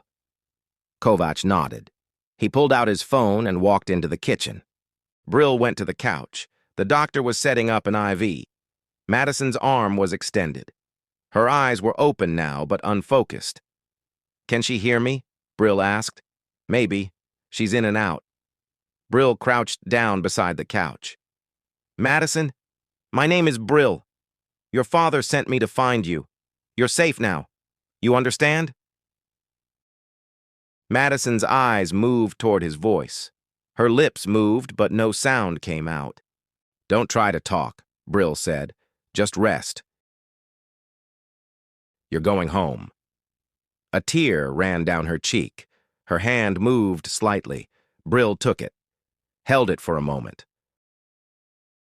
Her fingers were cold. He stood and walked to the window. Outside, the ocean was dark. The sky was starting to lighten in the east. Dawn was maybe an hour away. His phone buzzed. A text from Simon. "Carlito left Mango's 20 minutes ago. Headed south on I-95. Tracking him now." Brill texted back. "Where's he going?" 3 dots appeared. Then Simon's response. "Looks like Homestead. Maybe the storage facility." Carlito was going to check on the merchandise. He didn't know yet that the merchandise was gone, that 4 of his men were dead, that his entire operation had collapsed. Brill typed back, "Keep tracking him. Let me know where he stops." He pocketed the phone and turned back to the room. The doctor had the IV running. Madison's color was already better. The other girls were drinking water, eating crackers that Driscoll had brought them. Kovac came back from the kitchen. FBI is sending a team. They'll be here in an hour. They'll take the other 3 girls into protective custody. Get them processed. Get them home. What about Madison? Her father wants her on his plane. He's taking her straight to Walter Reed. Full medical workup, full psych evaluation. She'll get the best care. And what happens to everyone involved in this? Kovac looked uncomfortable. That's above my pay grade. Enzo Ruiz, Grayson Locke, they're still out there. FBI will handle it. Once they have statements from the girls, FBI will take 6 months and these guys will disappear. Locke's in the Bahamas. Enzo's got money and connections. They'll lawyer up and walk. That's not our problem. Brill stepped closer. Kovac was a big man, but he took a half step back. It's my problem, Brill said. Madison was a transaction. Someone ordered her like room service. Locke wanted her specifically, picked her out on Instagram, paid $50,000 for her. You think he's going to stop? You think he won't just order another girl next month? What are you suggesting? I'm suggesting that some problems don't get solved in courtrooms. Kovac's jaw tightened. You're talking about going after them yourself. I'm talking about finishing this. Your job was to find Madison. You found her. You're done. I'm done when they're all dead. The room went quiet. The doctor looked up from the IV. Driscoll had stopped pouring water. Everyone was looking at Brill. Kovac lowered his voice. You can't just kill everyone involved. That's not how this works. That's exactly how this works. Men like Enzo and Locke don't stop because they get arrested. They stop when they're dead. The chief of staff won't authorize that. I'm not asking for authorization. Brill's phone buzzed. Another text from Simon.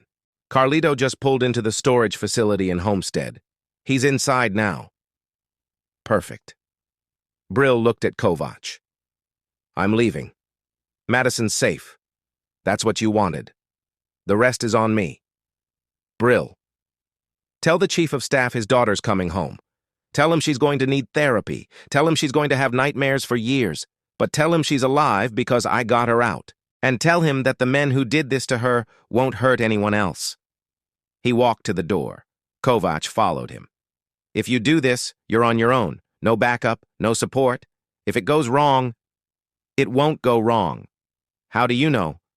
Brill looked back at Madison on the couch, the IV in her arm, the vacant look in her eyes, the bruises, the evidence of what they'd done to her. Because I'm better at killing than they are, Brill said. He walked out into the pre-dawn darkness, got in the Honda and started the engine. Carlito was in Homestead, probably panicking, probably trying to figure out what happened, why the warehouse was empty, why his men weren't answering their phones. Brill was going to answer those questions for him.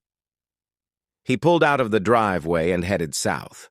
The sky was getting lighter, streaks of orange and pink, the sun coming up over the ocean. It was going to be a beautiful morning, and Carlito Vega was never going to see another one.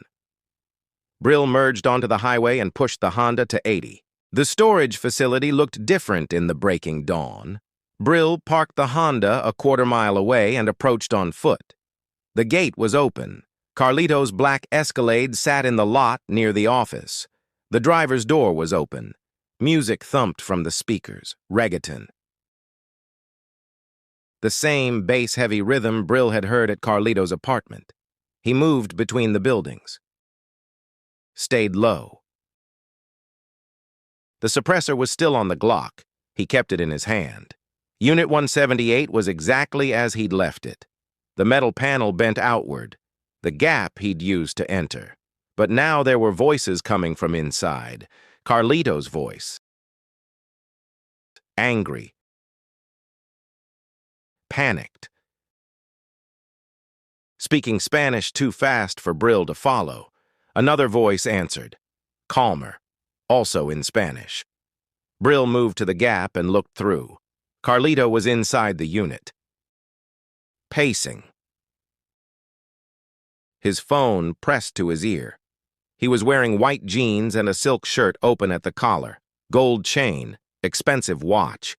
His free hand gestured wildly as he talked. The second man stood near the back, older than Carlito, 40-something, barrel-chested. Tattoos up both arms. He held an AR-15 across his chest like he knew how to use it. Brill listened. His Spanish wasn't perfect, but he got enough. Carlito was talking to someone about the warehouse, about the girls being gone, about 4 men being dead. The person on the other end was yelling. Brill could hear the voice through the phone. Enzo. Carlito kept saying, "No say, and I don't know, and it wasn't my fault." The man with the AR-15 said something about checking the security footage, about finding out who hit them. Carlito ended the call, threw the phone against the wall. It shattered. "This is your fault," Carlito said in English now. "You said this place was secure." "It was secure," the other man said. "Someone knew the code, someone knew where to look." "Well, they knew because someone talked." "Nobody talked.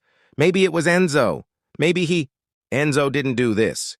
Someone hit him too, at the marina. Beat him up and took his phone. This is organized. Professional. Who would come after us like this?" "I don't know. Cops? Feds? Cops don't kill 4 guys and walk away. This is someone else." Carlito started pacing again. His hands were shaking. He pulled a vial from his pocket, tapped out a bump of cocaine onto his hand, snorted it, wiped his nose. "We need to get out of Miami," he said, "right now, before whoever did this comes after us." "Where are we going to go?" "I don't know. Somewhere. Anywhere. Maybe Mexico." The man with the AR-15 shook his head. "Enzo's not going to let you run. You're his guy. You deliver for him. He loses you. He loses his connection to Rico and all those college girls. Enzo can find someone else. I'm done. This business is over." Brill had heard enough. He stepped through the gap in the metal. Both men spun toward him. The man with the AR-15 tried to bring it up. Brill shot him in the face. The suppressed round punched through his cheekbone and out the back of his skull. He dropped without making a sound. Carlito froze. His mouth opened. His eyes went wide. Brill walked toward him. The Glock steady, pointed at Carlito's chest. "Who are you?" Carlito's voice was high, terrified. "I'm the guy who took Madison right back." "I don't know who that is." "Yes, you do. Dark hair, 19. You picked her up outside the Fontainebleau 4 nights ago, delivered her to Enzo, got paid $25,000. Carlito's hands came up, palms out. "That was business, man. Nothing personal. She's fine. She's safe.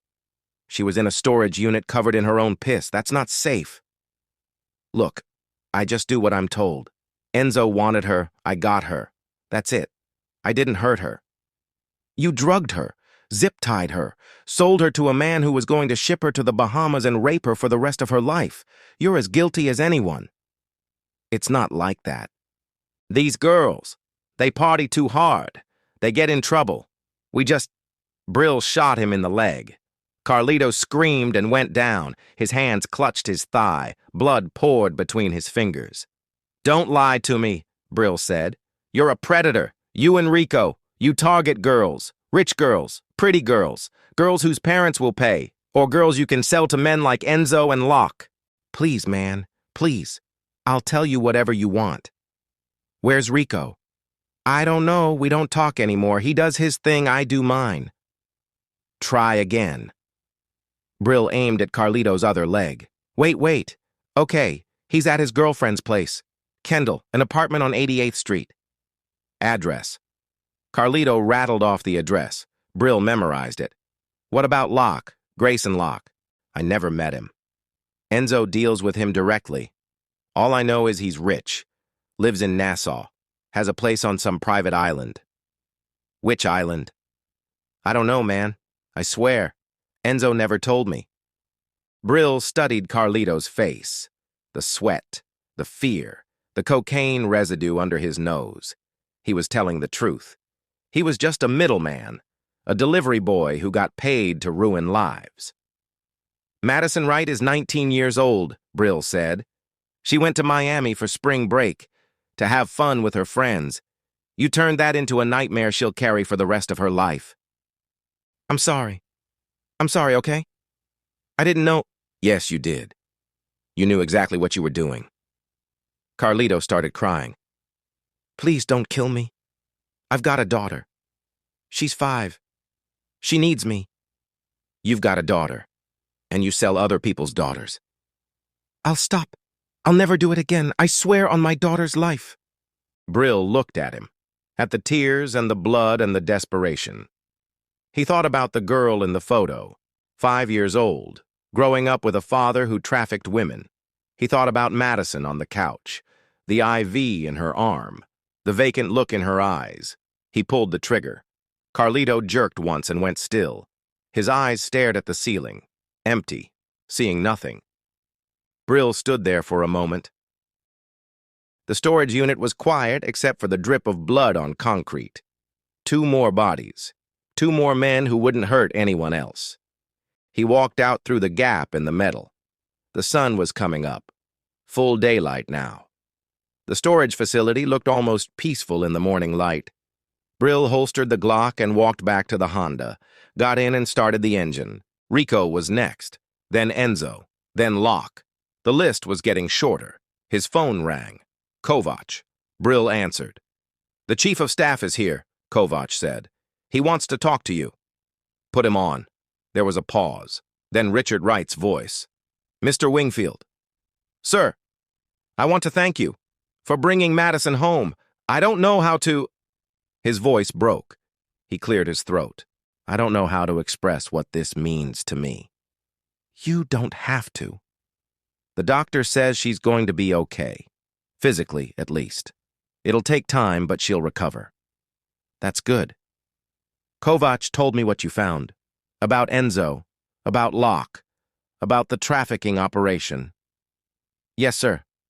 The FBI is going to investigate. They're going to build a case, but Kovac also said you have other plans. Brill didn't respond. Wright was quiet for a moment. Then he said, I'm a father first. Everything else comes second. If there's something you need to do, something that won't happen through official channels, I'm not going to stand in your way. I understand. But I was never part of this conversation, and you were never working for me. As far as anyone knows, Madison was found by local police. Anonymous tip.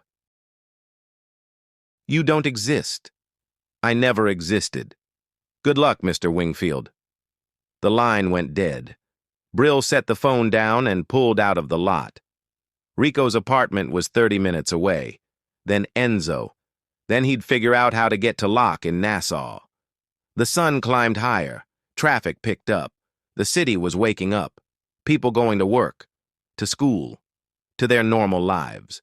And somewhere in that city, 2 more men had no idea their time was running out. Brill merged onto the highway and drove toward Kendall. Brill stopped at a gas station in Kendall and bought coffee. He sat in the Honda and drank it while he reviewed what he knew. Rico's girlfriend lived on 88th Street. Carlito had given him the address before he died. Apartment 3C in a complex called Vista Gardens. The coffee was bad but hot. Brill finished it and threw the cup in a trash can. Then he drove to 88th Street. Vista Gardens looked exactly like 100 other apartment complexes in Miami. 3 stories of stucco-painted coral pink, palm trees in the courtyard, a pool with algae growing on the edges, cars parked in covered spaces underneath the building. Brill circled the block twice, looking for Rico's silver Audi. It wasn't there. He parked across the street and walked into the complex. The directory by the mailboxes listed Apartment 3C as Emya Rodriguez.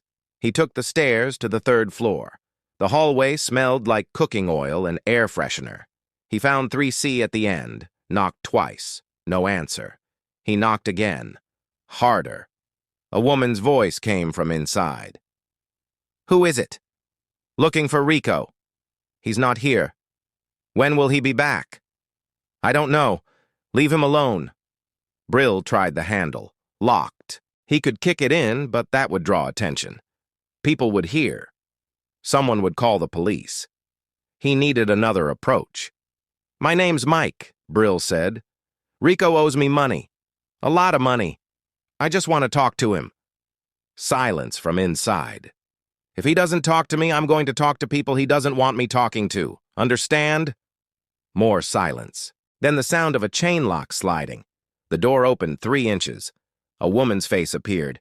Early 20s, heavy makeup, dark roots showing under bleached hair. She looked scared. Rico doesn't owe anybody money, she said. Yes, he does. $5,000. He borrowed it 2 weeks ago. Said he'd pay me back by Friday. Friday was 3 days ago. That's not my problem. It is if he's living here. If he's using your place to hide. He's not hiding. He's just not here. Where is he? I don't know. He left yesterday. Said he had business. He didn't tell me where. Brill studied her face, the fear in her eyes, the way she kept glancing over her shoulder into the apartment. She was lying. Or maybe she wasn't. Maybe Rico really had left and not told her anything. Can I come in? Brill asked. No. I'm not going to hurt you. I just want to look around, see if Rico left anything that tells me where he went. I said no. The people I work for aren't patient. If I don't find Rico, they're going to send someone else, someone not as nice as me. The woman's eyes widened. Are you threatening me? I'm warning you, these people don't care about you. They only care about getting their money. If Rico skips town, they're going to come looking for anyone who helped him. She started to close the door. Brill put his boot in the gap.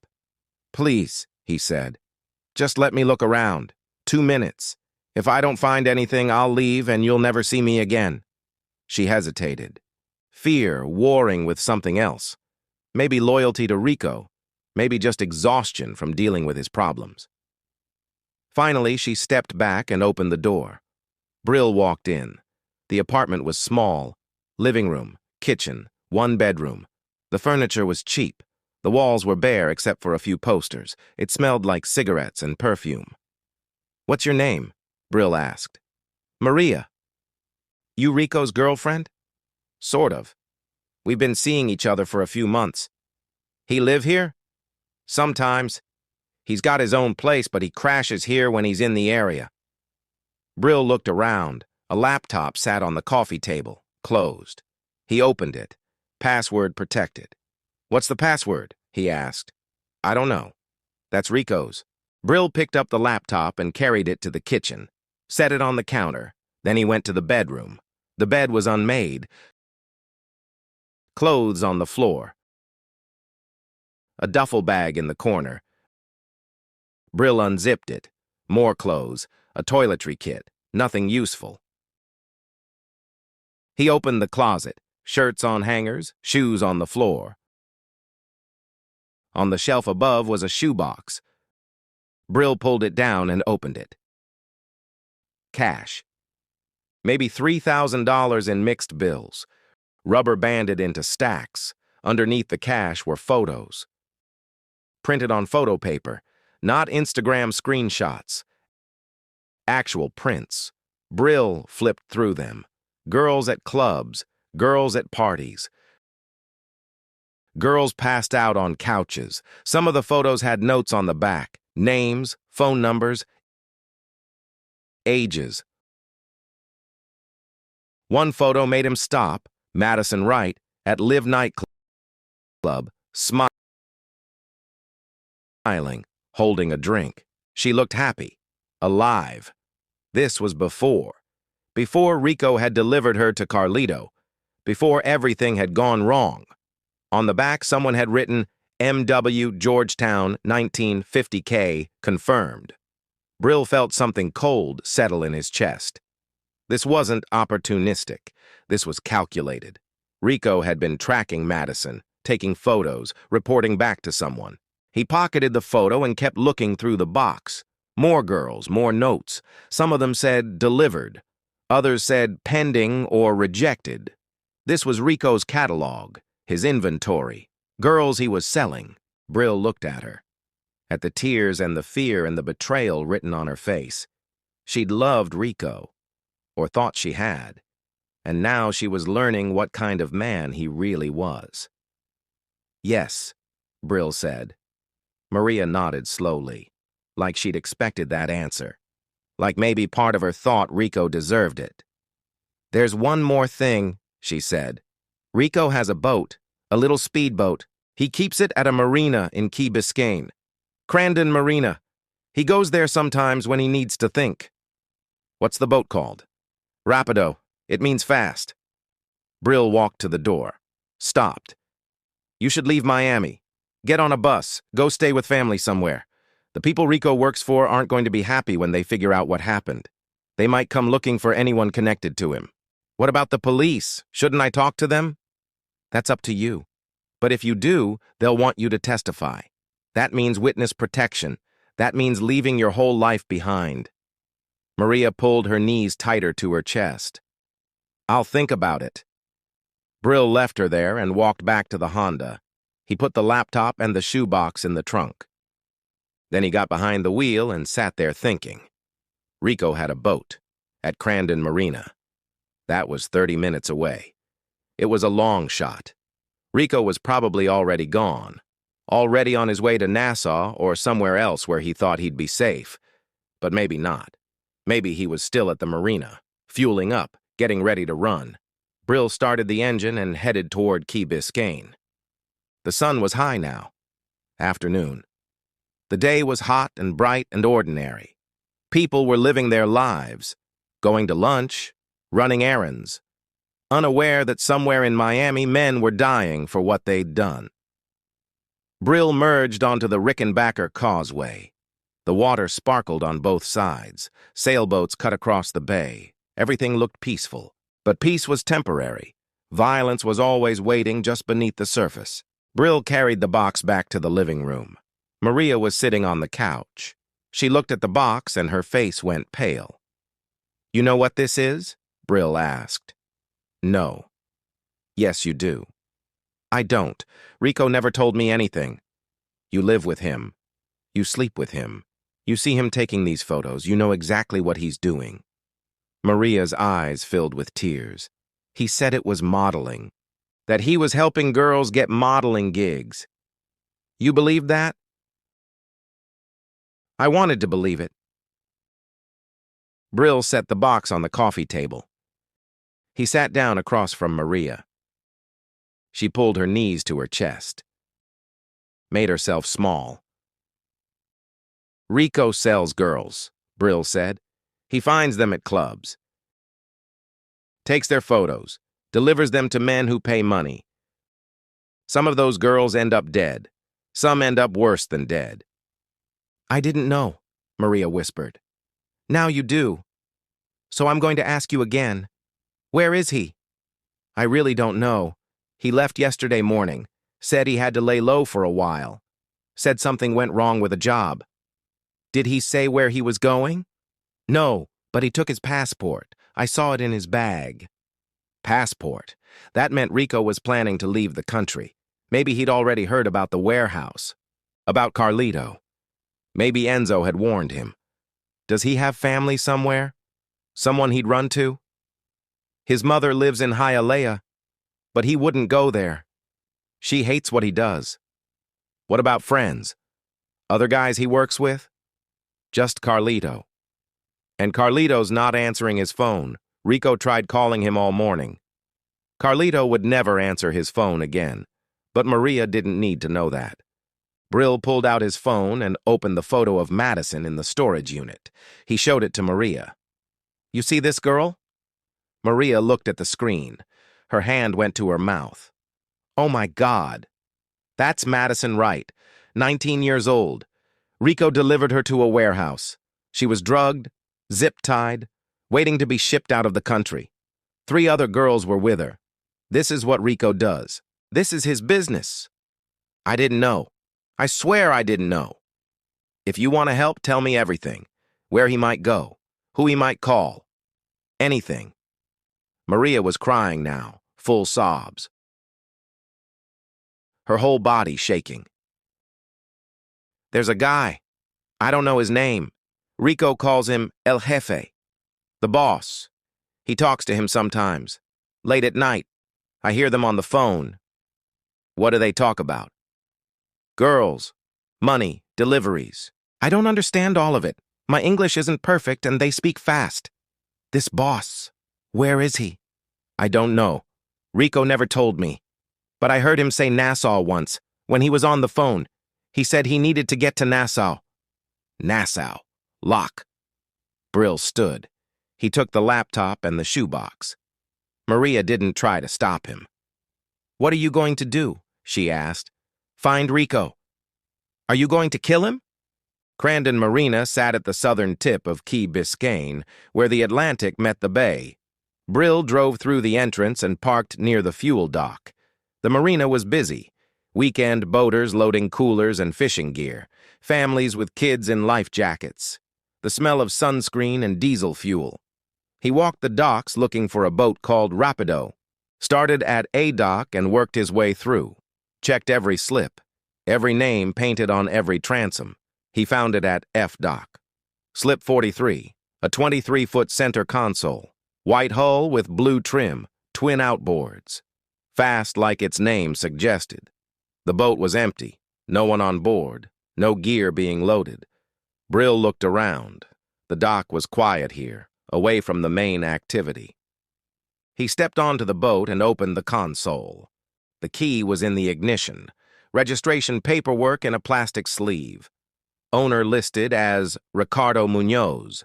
He checked the storage compartments, life jackets, fishing rods. A cooler with melted ice. Nothing that told him where Rico had gone. Brill stepped back onto the dock and called Simon. 2 rings. "Yeah. I need you to track a phone. Ricardo Munoz."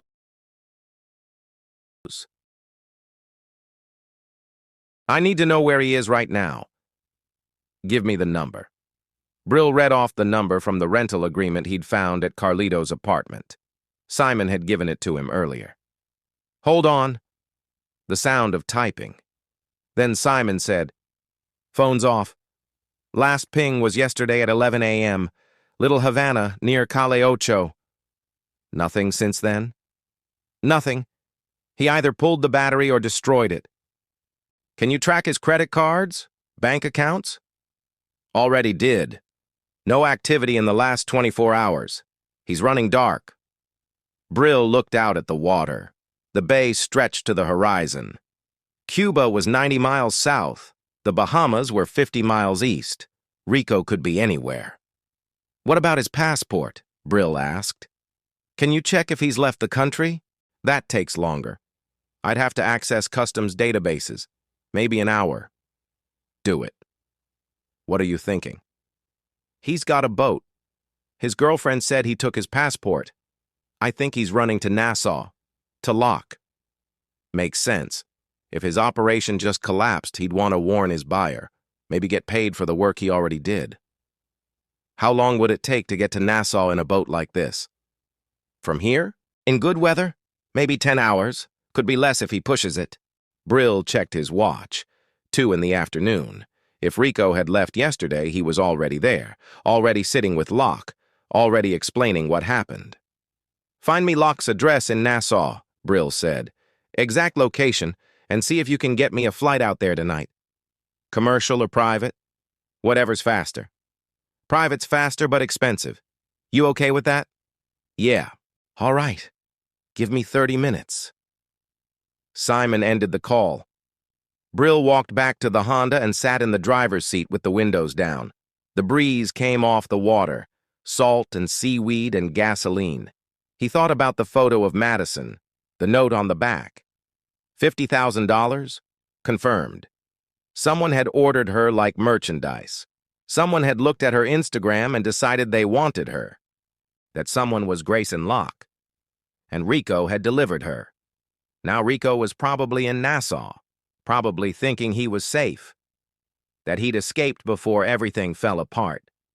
He was wrong. Brill's phone rang. Simon. That was fast, Brill said.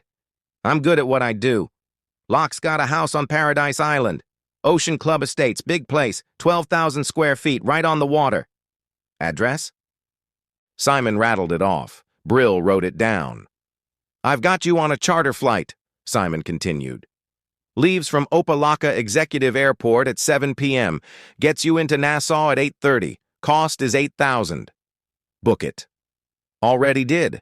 Confirmation's in your email. What about weapons? That's your problem. The Bahamas has strict gun laws. You get caught with a firearm, you're looking at serious time. I'll figure it out. One more thing. Locke's got security, private contractors, at least 4 guys on the property at all times, maybe more. What kind of contractors? Former military, South African, very professional, very expensive. 4 trained operators, plus whatever security Locke had at the house itself. Cameras, alarms, gates. It would be a hard target, but not impossible. Send me everything you have on Locke, Brill said. Property layout, security details, known associates, everything. On it. Should have it to you in an hour. Thanks, Simon. Be careful down there. You're going into another country. No backup, no extraction. If it goes wrong, it won't go wrong. Brill ended the call. He checked the time. 4 hours until his flight. That gave him time to make one more stop. Enzo. He pulled up the address for Enzo's condo in Brickell, 20 minutes away. Enzo had been beaten, had his phone taken, but he was still alive, still running his operation, still thinking he could talk his way out of trouble or buy his way out. Brill started the Honda and drove toward the city. The traffic was heavy on the causeway. Rush hour starting early, people leaving work, heading home, living their normal lives. Brill thought about Madison, about the other 3 girls, about all the girls in Rico's shoebox. Names and numbers and ages, delivered, pending, rejected. How many girls had Rico sold? How many had Carlito delivered? How many had Enzo shipped to men like Locke? The numbers didn't matter. What mattered was stopping it, making sure it never happened again. And the only way to do that was to eliminate everyone involved. Brill merged onto I-95 and headed north. Brickell's glass towers rose ahead. Condos and office buildings that cost millions. The kind of neighborhood where money bought privacy and security. But security only worked if you knew the threat was coming. Enzo didn't know the threat was coming. Not yet. Brill took the exit and wound through the streets toward Enzo's building.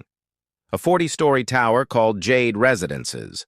Luxury condos with ocean views and amenities that looked like a resort. He parked in a public garage 2 blocks away and walked to the building. The lobby was marble and glass. A doorman stood at the entrance in a crisp uniform. Security desk beyond him with 2 guards. Brill couldn't walk in, not without being announced, not without leaving a trail. He circled the building. Found the service entrance in back, a loading dock, delivery trucks coming and going. Staff in uniforms carrying packages and dry cleaning. Brill waited until a truck pulled up to the dock, watched the driver get out and head inside with a dolly. Then he walked up to the dock like he belonged there and slipped through the open door. Inside was a service corridor, concrete floors, fluorescent lights, staff moving efficiently. Nobody paid attention to him. He found the service elevator and took it to the 26th floor. Enzo's unit was 2604 according to Simon's information. The elevator opened into a hallway. Residential, carpeted, quiet. Art on the walls, fresh flowers on a table. Brill walked to 2604 and listened at the door. Television inside, voices. A man and a woman arguing in Spanish. He knocked.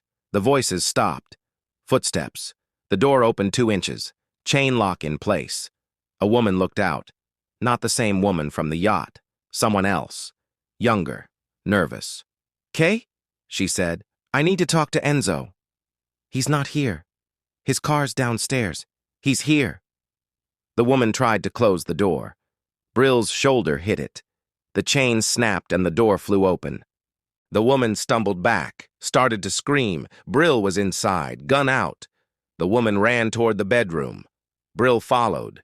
Enzo was in bed. His face was bruised from their encounter on the yacht, both eyes blackened, nose swollen. He saw Brill and tried to reach for the nightstand. Brill shot the nightstand. The wood exploded. Whatever was inside stayed inside. "Don't," Brill said. Enzo froze. His hands came up. "You again." "Me again." "What do you want? I told you where the girls were." "You did, and I got them out. All 4 of them. Safe now. Going home." "Then we're done. You got what you wanted." "Not quite. Your warehouse is empty. 4 of your men are dead. Carlito's dead. Your operation is over." Enzo's face went pale. "You killed Carlito?" "This morning, at the storage facility." "Jesus Christ. Do you know who you're messing with? Do you know who I work for?" "Grayson Locke, rich American, lives in Nassau, likes young girls." "He's connected, powerful. You can't just—" "I can, and I will. But first I need to know where Rico is." "I don't know. He's not answering his phone. Try again." Brill pointed the Glock at Enzo's knee. "Wait, wait." Enzo held up his hands. "Rico called me yesterday. Said he was getting out.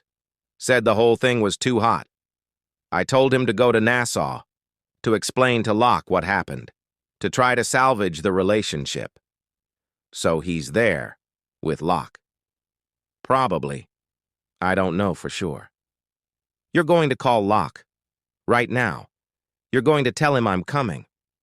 "What? Why would I?" "Because if you do, I'll let you live. If you don't, I'll kill you right here." Enzo stared at him, calculating, trying to figure out if Brill was bluffing. Brill wasn't bluffing. "Okay," Enzo said. "Okay, I'll call him. Put it on speaker." Enzo picked up his phone from the nightstand. The wood was splintered where Brill's bullet had hit.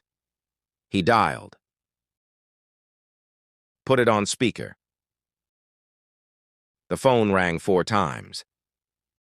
Then a voice answered. American. Educated.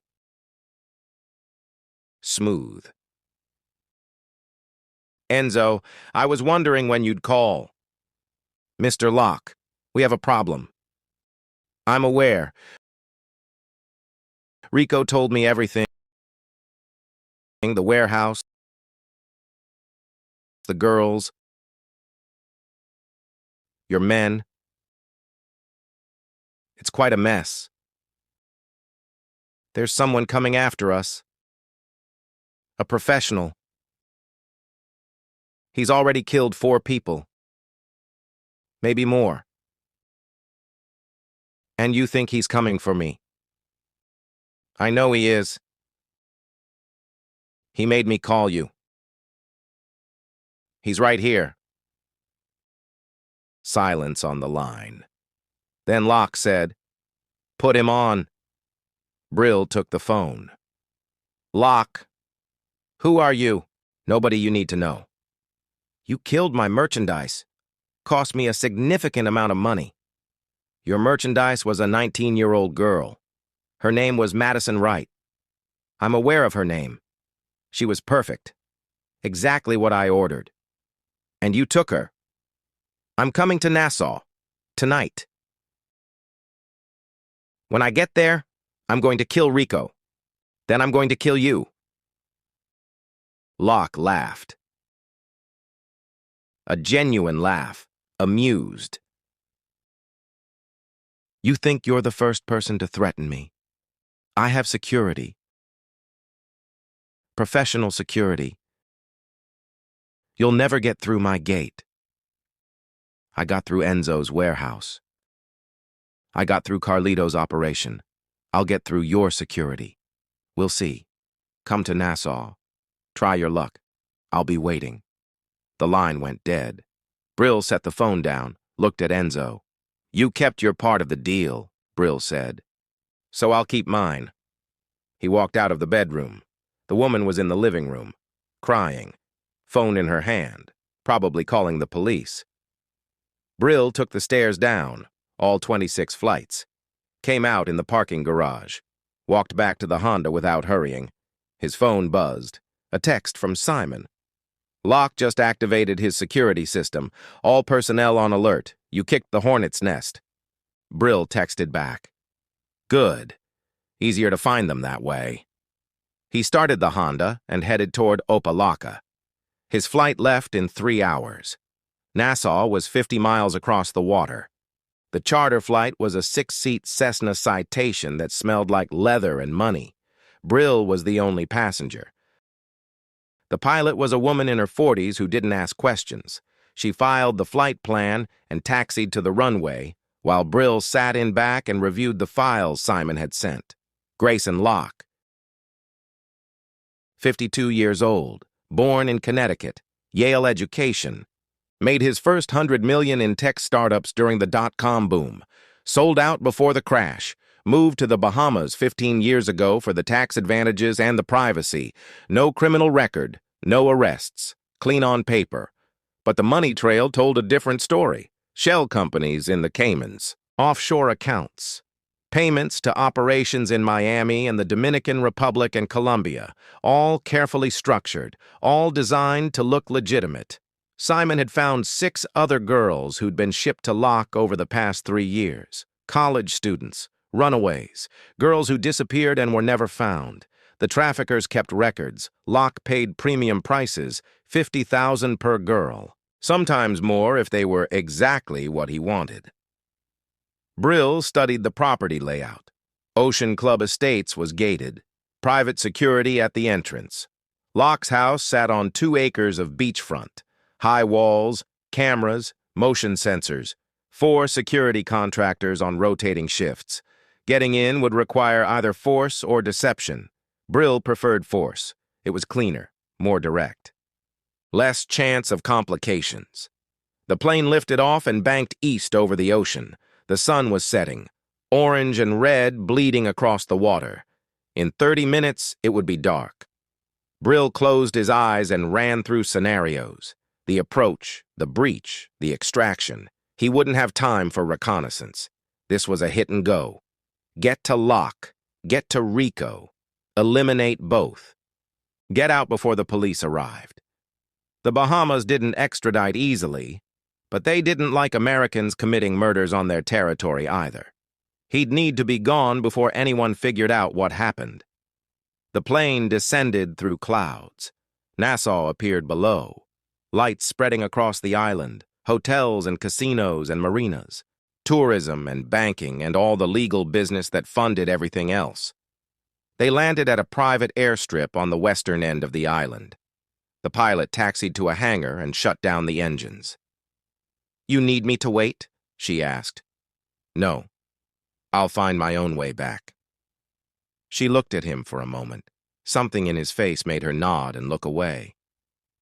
"Good luck with whatever you're doing." Brill grabbed his bag and walked off the plane. A taxi was waiting outside the hangar. He'd arranged it through Simon. The driver was a local, old, missing teeth. He smiled when Brill got in. "Where to, Mon?" "Paradise Island, but not the main entrance.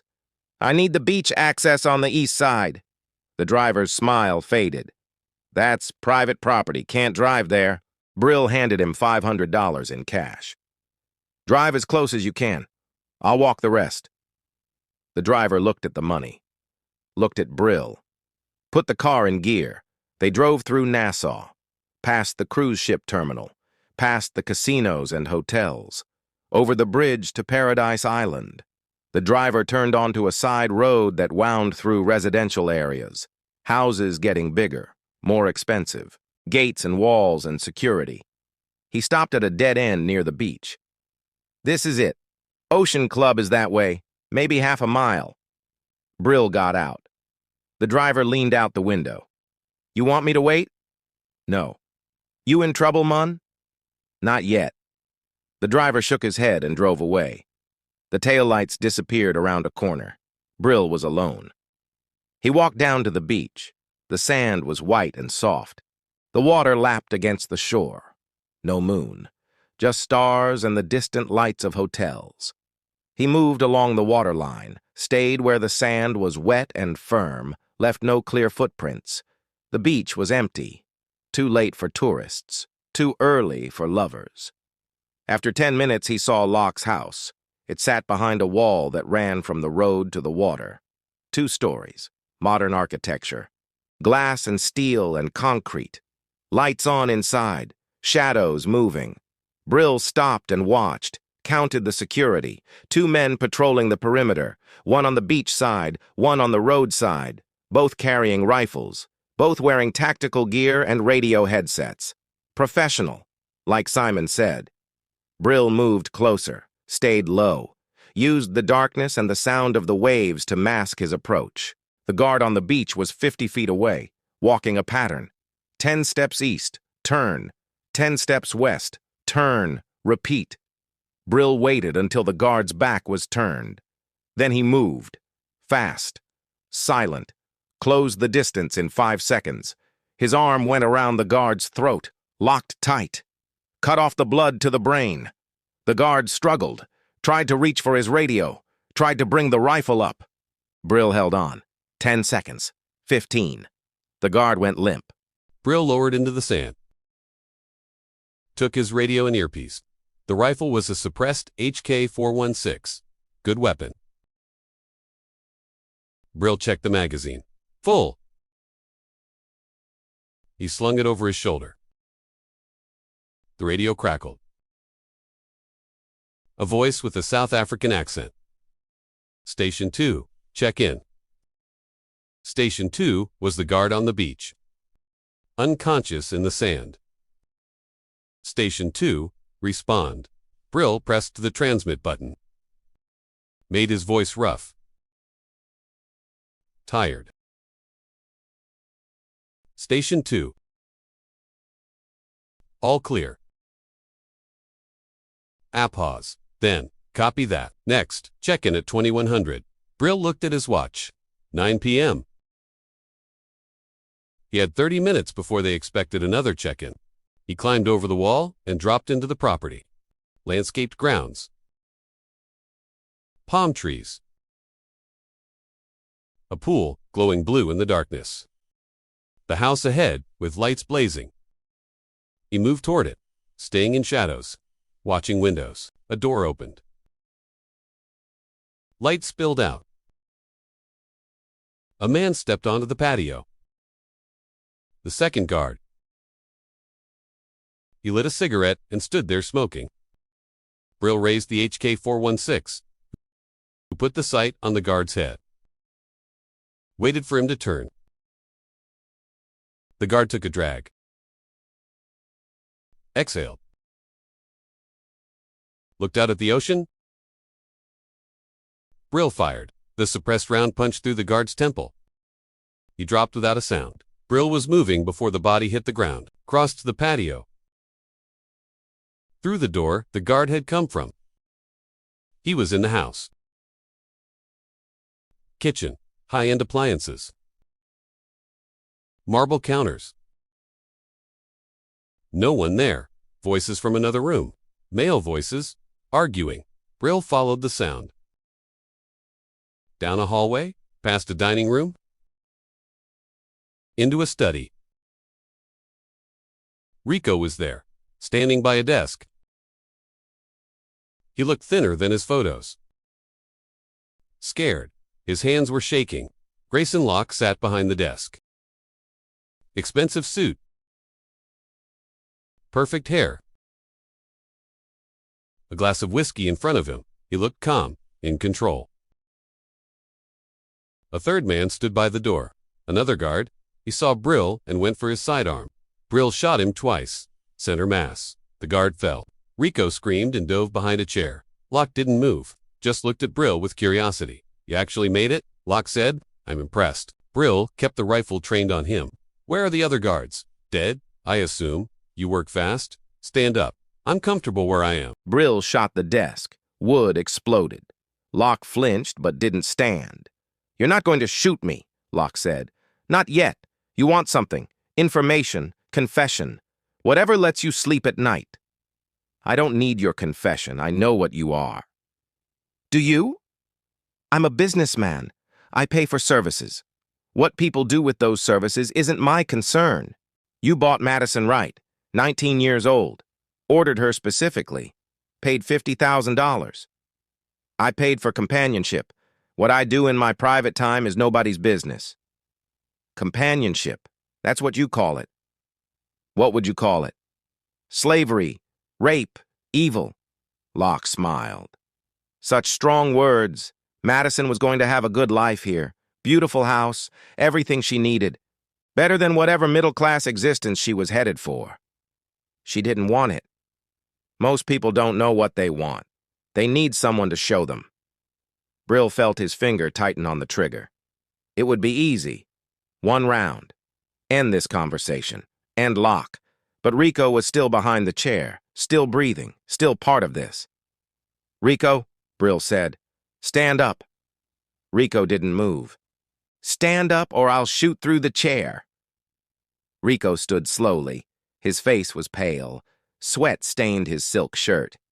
You delivered her, Brill said. You and Carlito. I didn't know what was going to happen. I swear. I thought... You thought what?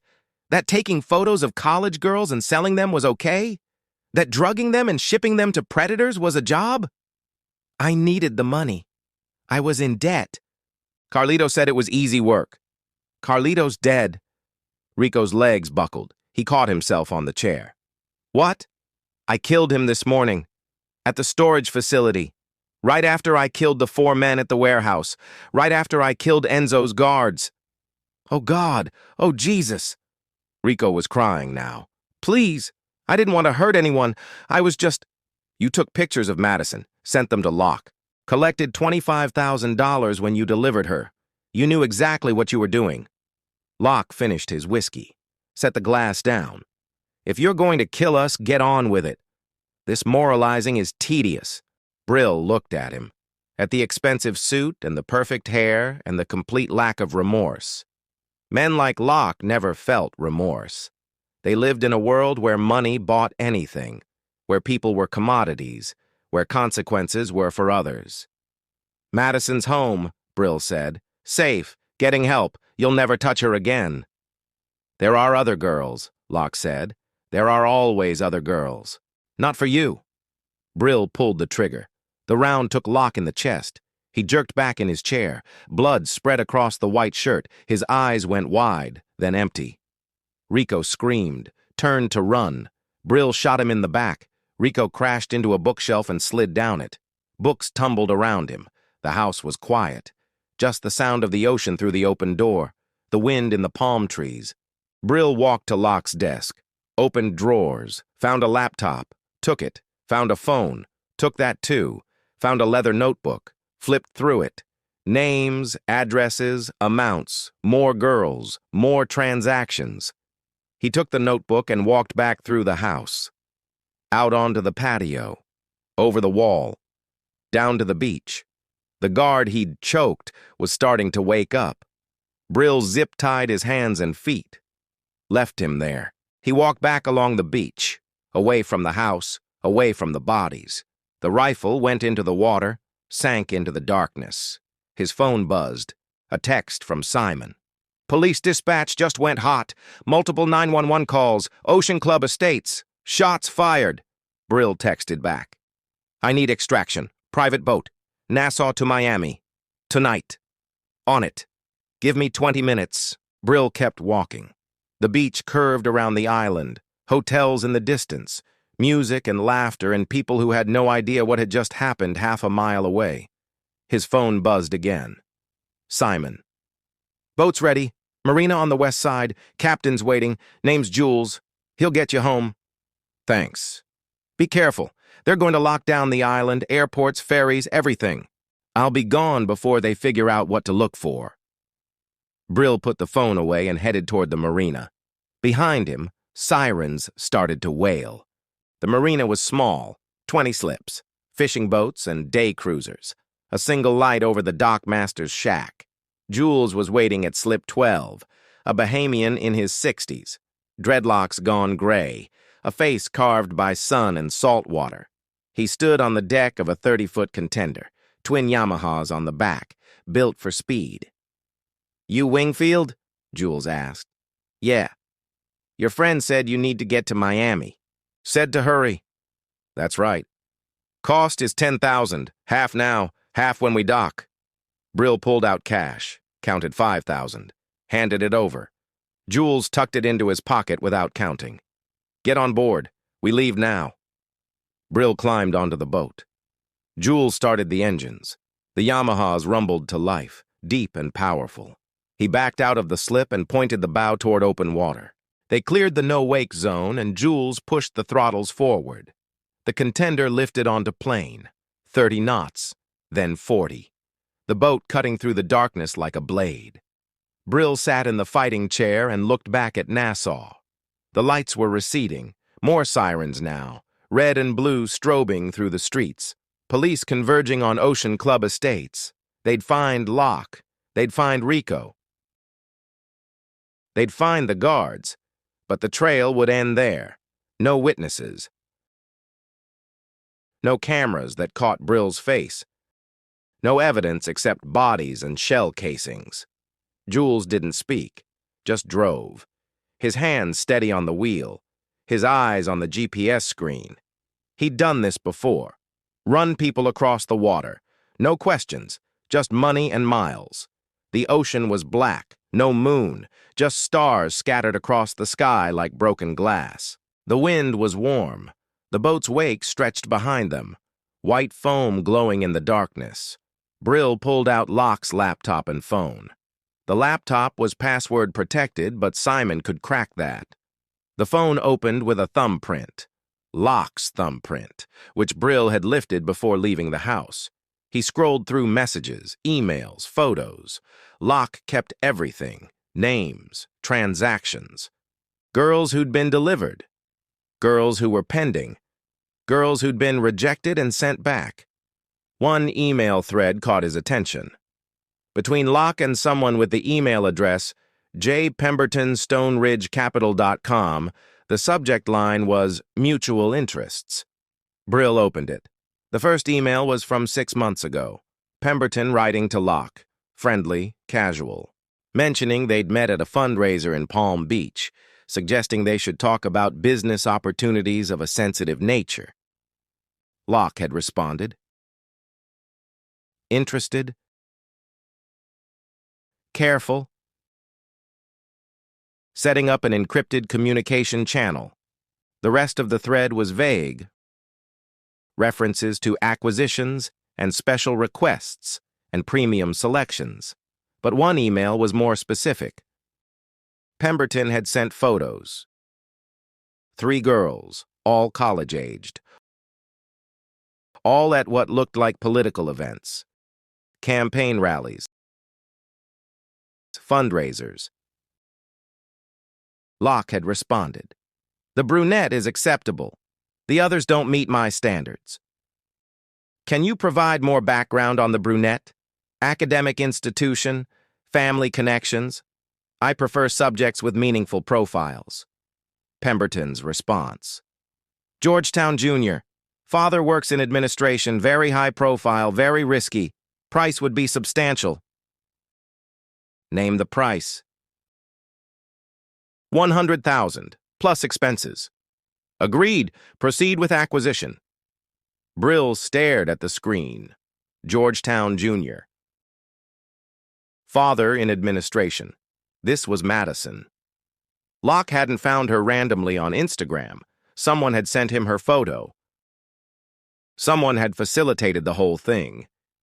J. Pemberton, Stoneridge Capital.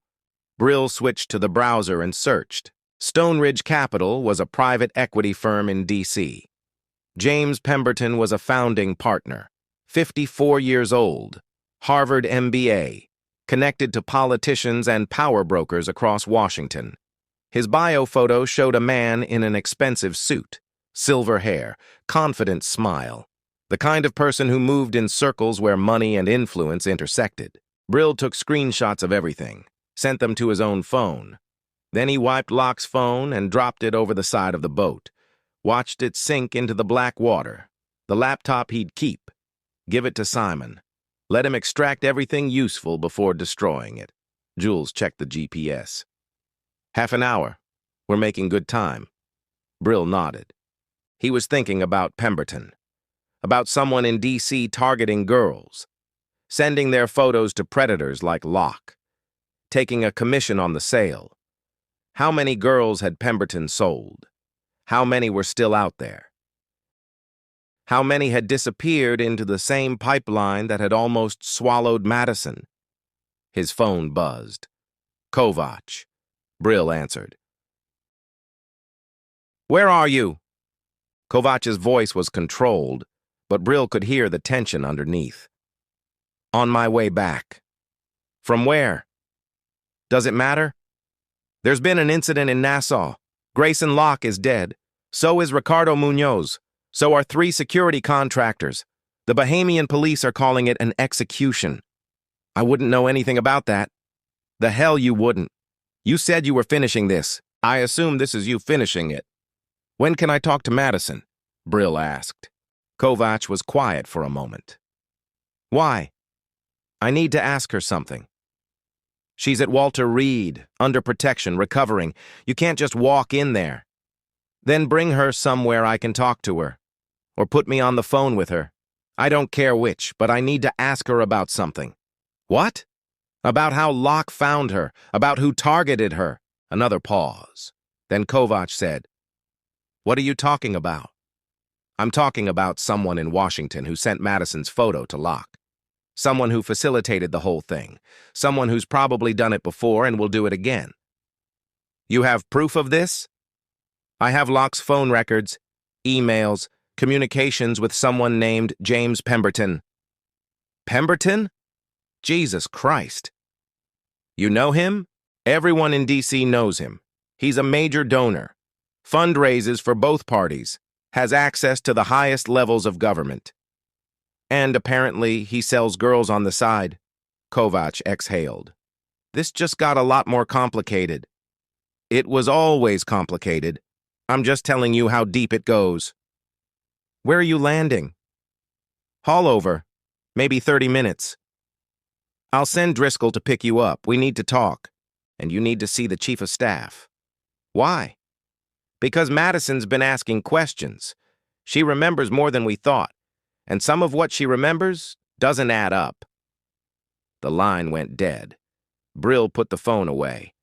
Looked ahead at the lights of Miami growing brighter, the city coming into view, towers and bridges and the sprawl of civilization. Jules throttled back as they approached the inlet. Whatever you're mixed up in, it sounds heavy. It is. You going to be okay? I'm always okay. Jules laughed. That's what everyone says right before they're not okay. They navigated the channel, entered Haulover Marina. Jules eased into a slip away from the main docks, cut the engines. Brill pulled out the rest of the cash, handed it over. Jules counted it and nodded. Good luck, Jules said. Sounds like you're going to need it. Brill stepped onto the dock, laptop under his arm, the weight of what he'd learned settling on his shoulders. Locke was dead. Rico was dead. But the operation was bigger than he'd thought. Someone in Washington was facilitating it. Someone with power and connections and the ability to move invisible. And Madison knew something that didn't add up. Brill walked through the marina toward the parking lot. Driscoll's SUV was waiting. Driscoll leaned against it, arms crossed. Kovac said you went to Nassau, Driscoll said. Did he? You kill Locke? Get in the car. We need to get back to the beach house. Driscoll pushed off the SUV. The beach house is cleared out. Everyone's gone. Then where's Madison? Still at Walter Reed. But the chief of staff is flying back down. He wants to talk to you before the FBI gets involved. The FBI already involved? Not yet. But they will be. This whole thing is about to blow up. Dead billionaire in Nassau. Trafficking operation in Miami. They're going to want answers. Brill got in the passenger seat. Driscoll climbed behind the wheel and started the engine. "What did Madison remember?" Brill asked. Driscoll pulled out of the lot. "She said something about a man at a party. Before she came to Miami, some fundraiser in D.C. He was asking her questions. Where she was going for spring break, who she was going with. She thought he was just being friendly." "What did he look like?" She couldn't remember clearly. Older, silver hair, expensive suit. But she said he made her uncomfortable. Like he was studying her. Pemberton. It had to be. "When's the chief of staff landing?" Brill asked. 2 hours. He wants to meet at a hotel in Coral Gables. Private, secure. Brill looked out at the city passing by. Dawn was coming, the sky lightening in the east. Another day starting. People waking up to news about murders in Nassau, about a trafficking ring broken in Miami. But they wouldn't know the whole truth. They wouldn't know about Pemberton, about someone in Washington selecting targets, about how deep the corruption ran. "This isn't over," Brill said. Driscoll glanced at him. "What do you mean?" "I mean there's more to this than Locke and Enzo and Rico. There's someone else, someone who's still out there. You going after them?" Brill didn't answer. Just watched the city roll past. The sun broke over the horizon, orange light flooding the streets. Brill waited. Madison said the man at the party wasn't alone. There was a woman with him, younger, maybe 30, very polished. Madison said they seemed like business partners. Not romantic, professional. She remember anything else about the woman? Blonde, tall, designer clothes. Madison said she seemed familiar, but she couldn't place her. Brill thought about the emails on Locke's laptop. Most of them were from Pemberton, but there were others. Different accounts, different names. This wasn't a one-man operation. "I need to see Madison," Brill said. "That's not possible," Kovach said. "She's in protective custody, restricted access, only family and approved medical staff." "Then you need to approve me." "Why? What are you going to ask her that we haven't already asked?" "I need to show her photos, see if she can identify the woman, see if she remembers anything else about that party." Wright finished his second scotch, set the glass down. "If I arrange this, if I get you access to my daughter, you have to promise me something." "What?" "That you won't go after Pemberton without talking to me first. That you'll give me a chance to handle this the right way." Brill looked at him, at the desperation in his face, the need to believe that the system could work, that justice could be served without more blood. "How long?" Brill asked. "What? How long do I give you? A week? A month?" Wright hesitated. 2 weeks. Give me 2 weeks to build a case, to coordinate with the FBI, to do this properly. And if nothing happens in 2 weeks, then we'll revisit the conversation. Brill stood. "Set up the meeting with Madison." "I'll wait." Wright nodded, pulled out his phone and stepped into the bedroom. Kovach moved closer to Brill, lowered his voice. "You're playing a dangerous game. Pemberton isn't some small-time trafficker. He's got friends in every agency, every department. You go after him, and you'll have more enemies than you can count." "I've had enemies before." "Not like this. These people play by different rules. They don't use guns. They use lawyers and leverage and political pressure. They'll destroy you without ever getting their hands dirty." "Then it's a good thing I don't exist." Driscoll spoke from the door. "What if Madison can't identify anyone? What if her memories are too fragmented? Then I'll find another way." "Another way to what?" "To make sure this never happens again." Wright came back from the bedroom. "It's arranged. Madison will see you tomorrow morning, 9 a.m. at Walter Reed. Security will be expecting you. You'll have 30 minutes. That's enough." "There are conditions.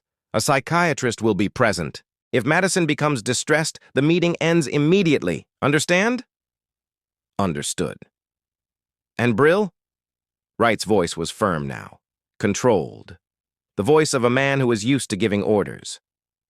You will not upset my daughter. You will not traumatize her further. You will ask your questions and you will leave.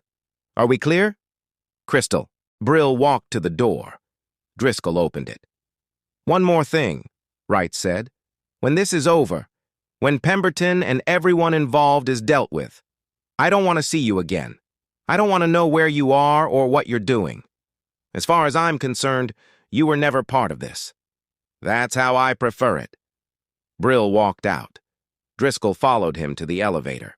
You really going to wait 2 weeks? Driscoll asked. No. Didn't think so. They rode the elevator down in silence. In the parking garage, Driscoll handed Brill a key card. What's this? Hotel room, 2 floors down from the chief of staff. Kovac figured you'd need a place to stay. You're in 114. We'll pick you up at 8 tomorrow morning for the drive to D.C. Brill took the key. Thanks. Don't thank me. I think you're making a mistake. But it's your mistake to make. Driscoll got in the SUV and drove away. Brill stood in the garage, the sound of engines echoing off concrete, the smell of exhaust and oil. He thought about Madison, about what she'd remembered, about Pemberton at that party, collecting information, selecting his target. How many other parties had he attended? How many other girls had he studied? How many were still out there being sold? Brill walked to the elevator, rode it to the first floor, found room 114. The room was small, clean, generic hotel furniture and art. He sat on the bed and pulled out Locke's laptop. Powered it on. The password screen appeared. He called Simon. Yeah. I'm sending you a laptop. I need everything on it. Emails, files, photos, contacts, everything. When? Tonight. I'll have it couriered to you within the hour. What am I looking for? Connections, patterns, anyone else who was working with Pemberton and Locke. This operation is bigger than 2 men. You think there's a network? I know there is. All right, send it over. I'll have preliminary results by morning. Brill ended the call. He arranged a courier pickup through the hotel concierge. Encrypted shipping. No questions asked. Then he lay back on the bed and stared at the ceiling. Tomorrow he'd see Madison. Tomorrow he'd find out if she could identify the woman. Tomorrow he'd have more pieces of the puzzle. And then he'd decide what to do about James Pemberton. Whether Wright liked it or not. The flight to D.C. left at 6 a.m. Brill sat in coach, window seat, baseball cap pulled low. He looked like every other tired business traveler heading north. Forgettable. His phone buzzed as they reached cruising altitude. Simon. I've been through the laptop. You need to see this. Send it. Already did. Check your encrypted email. Brill opened the app, downloaded the files, started reading. Simon had organized everything. Emails sorted by sender, contacts categorized, financial transactions mapped out. James Pemberton had been working with Locke for 3 years. But he wasn't the only supplier. There were others. 5 different email addresses. 5 different operations feeding girls to Locke. One account belonged to someone named Victoria Chen. The emails were professional, clinical. She sent photos, dossiers, background information on potential targets. Girls from good families, girls with futures, girls whose disappearance would matter but whose parents wouldn't risk public scandal. Chen's emails included details the others didn't. Medical records, psychiatric evaluations, things that required access to confidential systems. Another account belonged to Marcus Thorne. His emails were different. Transactional. He dealt in volume. 3 girls, 5 girls. Once he'd offered 10 at a reduced rate. These weren't selected targets. These were bulk shipments. Runaways. Addicts. Girls from broken homes who wouldn't be missed. The financial records showed payments going back 5 years, not just to Locke, to others, rich men in Dubai, Singapore, London, Moscow. The operation was international. Pemberton alone had facilitated the sale of 23 girls over 3 years. almost $2 million in commissions. Brill's jaw tightened as he read. This wasn't about Madison anymore. This was about a machine, a system designed to turn women into commodities, and it was still running. The plane began its descent. Brill closed the files and looked out the window.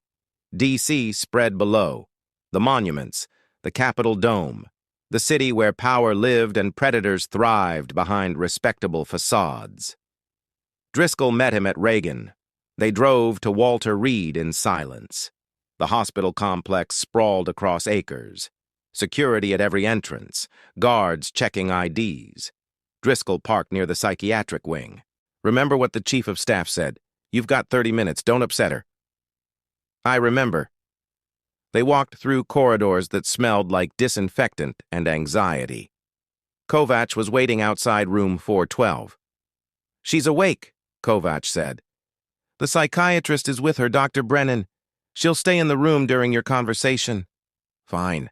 And Brill? Madison's fragile. The drugs are out of her system, but the trauma is still fresh.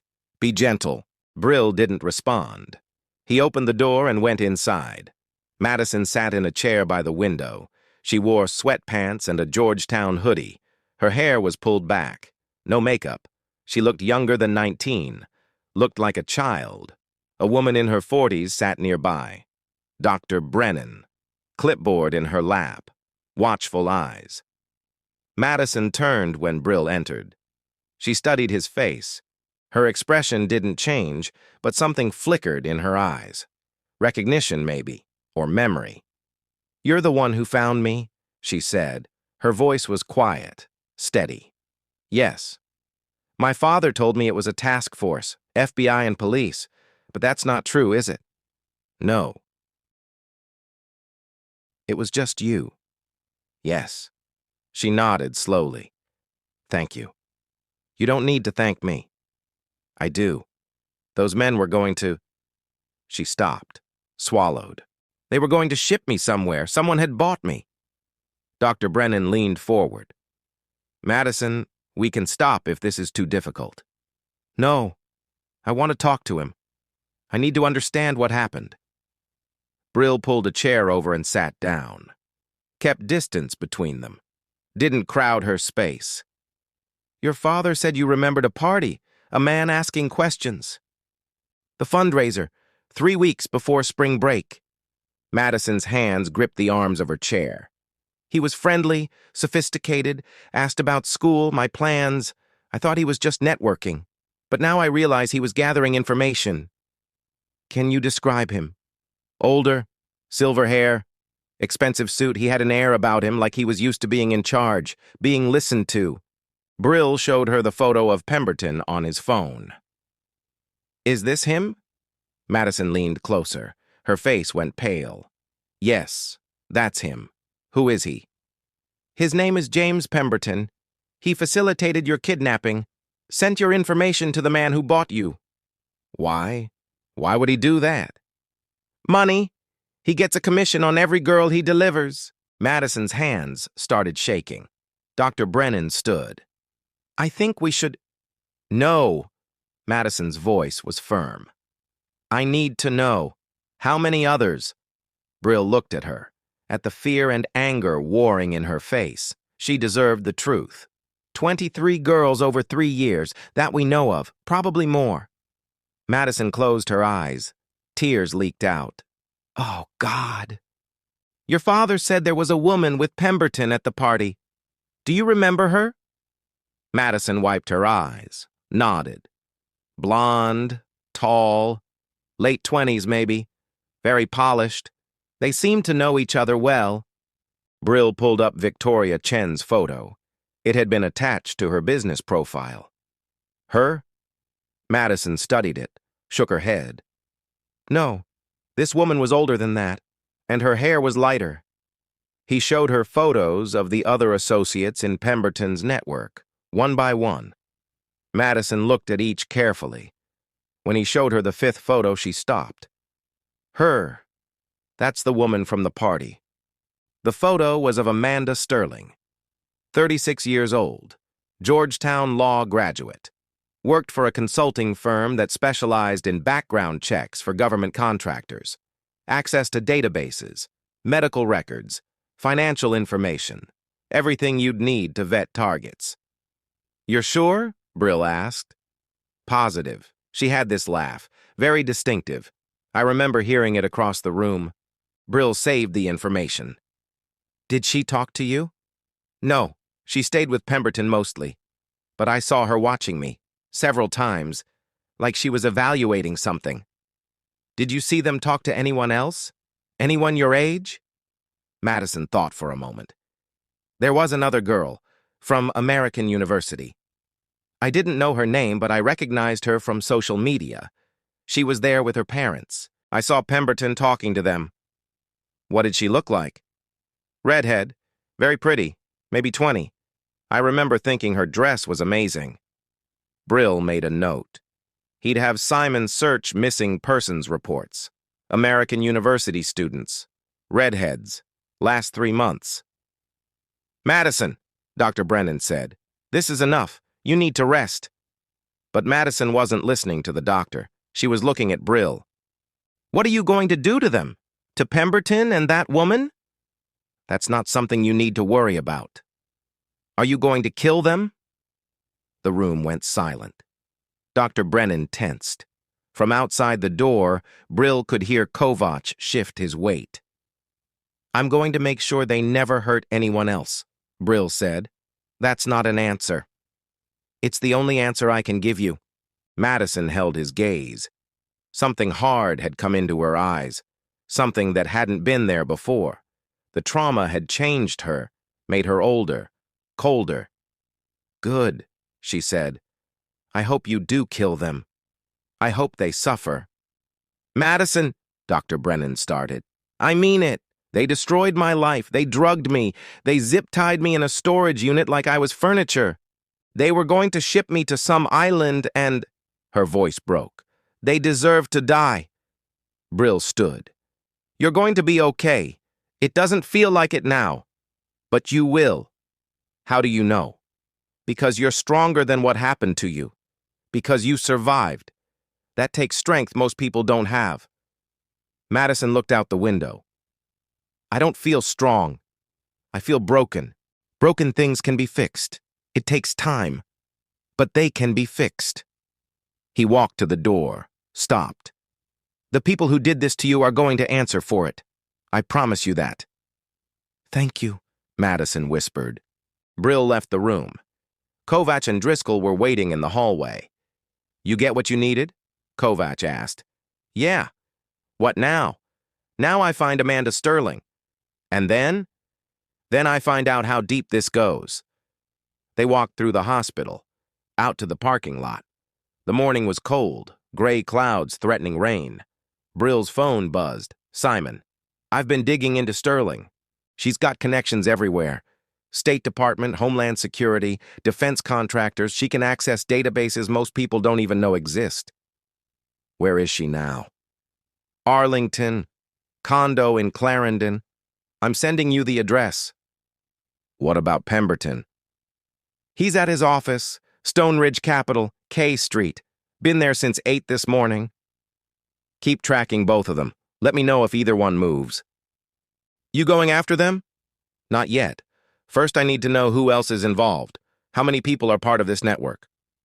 "I'm still going through the laptop, but so far it looks like there are at least 8 active suppliers feeding multiple buyers. This isn't just about Locke. This is organized, professional, international. How many girls are we talking about? In the last 5 years? Based on the financial records? Maybe 200. 200 girls. 200 lives destroyed. 200 families who lost daughters." Brill felt the cold settle deeper in his chest. The thing that lived there. The thing that made him good at what he did. "Send me everything," he said. "Names, addresses, known associates, everything." "You're going after all of them?" "Someone has to." Simon was quiet for a moment. "The chief of staff told you to wait 2 weeks, to let him handle it." "I heard what he said." "That's not the same as agreeing." "No, it's not. Brill ended the call, looked at Kovac and Driscoll. "Take me back to the airport," he said. "Where are you going?" Kovac asked. "Back to Miami. I need to pick up some things." "What things?" "Things I'll need when I come back." Kovac grabbed his arm. "Listen to me. The chief of staff is trying to do this the right way. Build a case, get warrants, put these people in prison. That'll take months, maybe years. How many more girls disappear while he's building his case? That's not your problem." "Yes, it is. I made it my problem when I pulled Madison out of that warehouse." "You're one man. You can't take down an entire network." Brill looked at him. At the concern in his face, the worry, Kovac was a good man, a by-the-book man, a man who believed in systems and processes. But systems failed. Processes took too long. And while everyone waited for justice to work its slow way through the courts, predators kept hunting. "Watch me," Brill said. He pulled his arm free and walked to the car. Behind him, Kovac and Driscoll exchanged looks. Then they followed. The drive to the airport was silent. Brill was already planning, already thinking about what he'd need, what it would take to dismantle an organization this big. It would require resources, intelligence, precision, and it would require killing, a lot of killing. The plane back to Miami left in 2 hours. Brill intended to be on it. Brill left the room. Kovac and Driscoll were waiting in the hallway. "You get what you needed?" Kovac asked. "Yeah." "What now?" "Now I find Amanda Sterling." "And then?" "Then I find out how deep this goes." They walked through the hospital, out to the parking lot. The morning was cold, gray clouds threatening rain. Brill's phone buzzed. "Simon, I've been digging into Sterling. She's got connections everywhere. State Department, Homeland Security, defense contractors. She can access databases most people don't even know exist." "Where is she now?" "Arlington, condo in Clarendon. I'm sending you the address." "What about Pemberton?" "He's at his office, Stone Ridge Capital, K Street. Been there since 8 this morning." "Keep tracking both of them. Let me know if either one moves." "You going after them?" "Not yet. First, I need to know who else is involved. How many people are part of this network?" "I'm still going through the laptop, but so far it looks like there are at least 8 active suppliers feeding multiple buyers. This isn't just about Locke. This is organized, professional, international. How many girls are we talking about? In the last 5 years? Based on the financial records? Maybe 200. 200 girls. 200 lives destroyed. 200 families who lost daughters." Brill felt the cold settle deeper in his chest. The thing that lived there. The thing that made him good at what he did. "Send me everything," he said. "Names, addresses, known associates, everything." "You're going after all of them?" "Someone has to." Simon was quiet for a moment. "The chief of staff told you to wait 2 weeks, to let him handle it." "I heard what he said." "That's not the same as agreeing." "No, it's not." Brill ended the call, looked at Kovac and Driscoll. "Take me back to the airport," he said. "Where are you going?" Kovac asked. "Back to Miami. I need to pick up some things." "What things?" "Things I'll need when I come back." Kovac grabbed his arm. "Listen to me. The chief of staff is trying to do this the right way. Build a case, get warrants, put these people in prison. That'll take months, maybe years. How many more girls disappear while he's building his case? That's not your problem. Yes, it is. I made it my problem when I pulled Madison out of that warehouse. You're one man. You can't take down an entire network. Brill looked at him. At the concern in his face, the worry, Kovac was a good man, a by-the-book man, a man who believed in systems and processes. But systems failed. Processes took too long. And while everyone waited for justice to work its slow way through the courts, predators kept hunting. "Watch me," Brill said. He pulled his arm free and walked to the car. Behind him, Kovach and Driscoll exchanged looks. Then they followed. The drive to the airport was silent. Brill was already planning, already thinking about what he'd need, what it would take to dismantle an organization this big. It would require resources, intelligence, precision, and it would require killing, a lot of killing. The plane back to Miami left in 2 hours. Brill intended to be on it. Brill's apartment in D.C. was exactly as he'd left it 3 days ago. Empty, clean, waiting. He'd flown back from Miami that afternoon. The Honda was in long-term parking at Reagan. He'd driven straight here. No stops, no detours. Now he sat at the table with his laptop open and files spread in front of him. Everything Simon had pulled from Locke's computer, names, addresses, financial records, a map of an operation that stretched across 3 continents. His phone rang. Richard Wright. Brill answered. "I need you to come to my house," Wright said. His voice was strained. "Tonight. We need to talk." About what? About what happens next. About Pemberton and everyone else involved.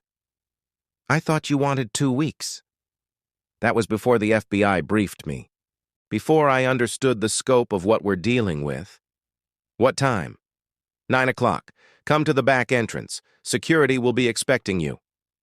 The line went dead. Brill checked his watch. 6:30, 2.5 hours. He went to the bedroom and opened the safe. The weapons were still there. The Glock, the backup piece, extra magazines. He loaded them methodically, checked the actions, set them on the bed. Then he pulled out the go bag, added clothes, cash, the fake IDs, everything he'd need if this went wrong. His phone buzzed. Simon. "Sterling just left her condo. She's driving east on I-66. Looks like she's headed out of the city." "Where?" "Can't tell yet. I'll keep tracking." "What about Pemberton?" "Still at his office. Working late. He's got a dinner reservation at the Capitol Grill at 8. "Send me the location." "Already did.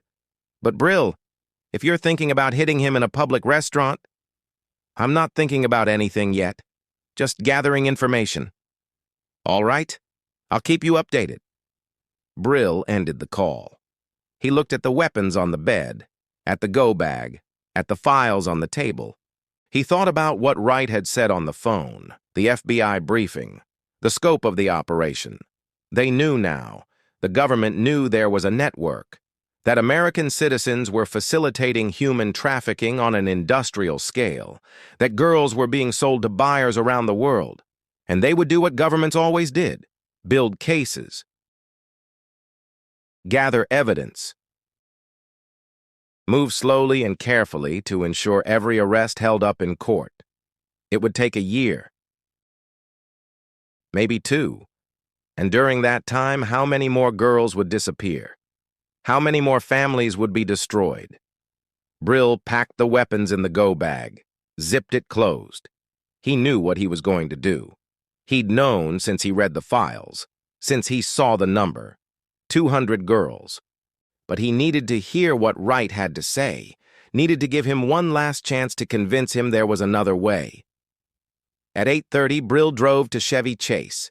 Wright's house was Georgian colonial, brick and white columns, circular driveway, the kind of house that said power and privilege. Security was heavy, men in suits with earpieces, cameras everywhere. Brill showed ID at the gate. They checked a list, waved him through. He parked in back like Wright had instructed. A different guard met him at the door, led him through a kitchen, down a hallway, to a study lined with books. Wright was there. So was Kovach. And a third man Brill didn't recognize, 60-something, gray suit, the bearing of someone who'd spent a career in law enforcement. "Mr. Wingfield," Wright said, "thank you for coming. This is Deputy Director Marsh, FBI." Marsh extended his hand. Brill shook it. The grip was firm, measuring. "Sir," Marsh said. He gestured to a chair. "Please." They all sat. The study felt smaller with 4 men in it. The walls pressed in. Wright spoke first. "I asked Deputy Director Marsh to brief me on the trafficking investigation. What he told me was disturbing. How disturbing? Brill asked. Marsh leaned forward. We've been tracking James Pemberton for 6 months, ever since a confidential informant mentioned his name in connection with a prostitution ring in McLean. But we had no idea about the scope until you recovered Locke's laptop. You've had the laptop for 8 hours. What did you find?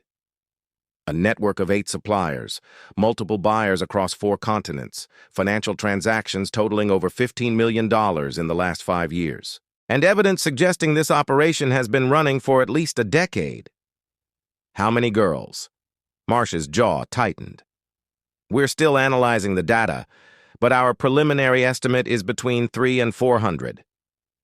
The room went silent. Even Kovacs looked shocked. Jesus, Wright whispered. Some of these girls are still alive, Marsh continued, being held in various locations. We've already coordinated with Interpol. With foreign law enforcement, we're planning simultaneous raids across 6 countries. When? Brill asked. 6 weeks, maybe 8. We need to build airtight cases, get warrants, coordinate logistics. This is the largest human trafficking investigation in Bureau history. 6 weeks is too long. It's as fast as we can move and still do this right. In 6 weeks, how many more girls disappear? Marsh's expression hardened. We're aware of the risk, but if we move too fast, defense attorneys will tear apart the cases. These people will walk. Is that what you want? I want them stopped, permanently. So do I, but we live in a nation of laws. We have to follow procedure. Brill looked at Wright.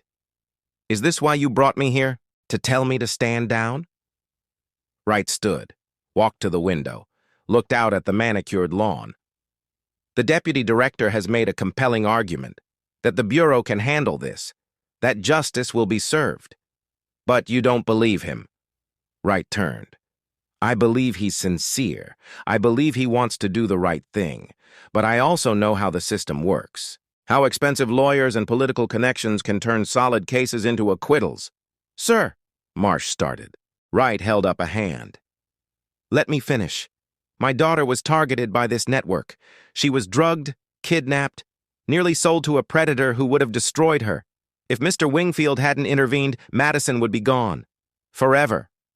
I understand that, Marsh said, and I'm grateful for what Mr. Wingfield did. But his methods aren't sustainable. He can't just kill everyone involved. Why not? Brill asked. Marsh stared at him. Excuse me? Why can't I kill them? They're predators. They destroy lives. They operate with impunity because they know the system can't touch them. The system can touch them. That's what I'm trying to tell you. We have evidence now, real evidence. We can put them away. For how long? Pemberton's rich, connected. He'll get the best lawyers. Probably serves 5 years in a minimum security facility. Maybe less with good behavior. Then he's out. Back in business. That's exactly how it works. You know it. I know it. Everyone in this room knows it. Kovacs spoke up. What are you suggesting? That we just let you execute everyone on that list? I'm suggesting that some people are beyond redemption, beyond rehabilitation. They need to be removed. You're talking about murder. I'm talking about justice. That's not justice. That's vigilantism. Call it whatever you want. The result is the same. These people stop hurting girls. Wright moved back to his chair, sat down heavily. He looked older than he had that morning, exhausted. I brought you here because I wanted to hear both sides, Wright said. I wanted Deputy Director Marsh to convince me that the Bureau could handle this, that we could trust the process. And? Marsh asked. And I'm not convinced. Wright looked at Brill. 2 weeks ago, my daughter was at Georgetown, planning her future, happy. Now she's in a psychiatric ward, traumatized, changed forever, because predators like Pemberton decided she was worth $50,000. We're going to get him, Marsh said. I promise you that. Your promise doesn't mean much to the girls who disappear while you're building your case. Marsh stood.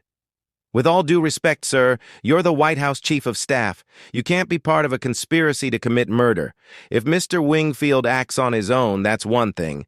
But if you sanction it, I'm not sanctioning anything, Wright said quickly.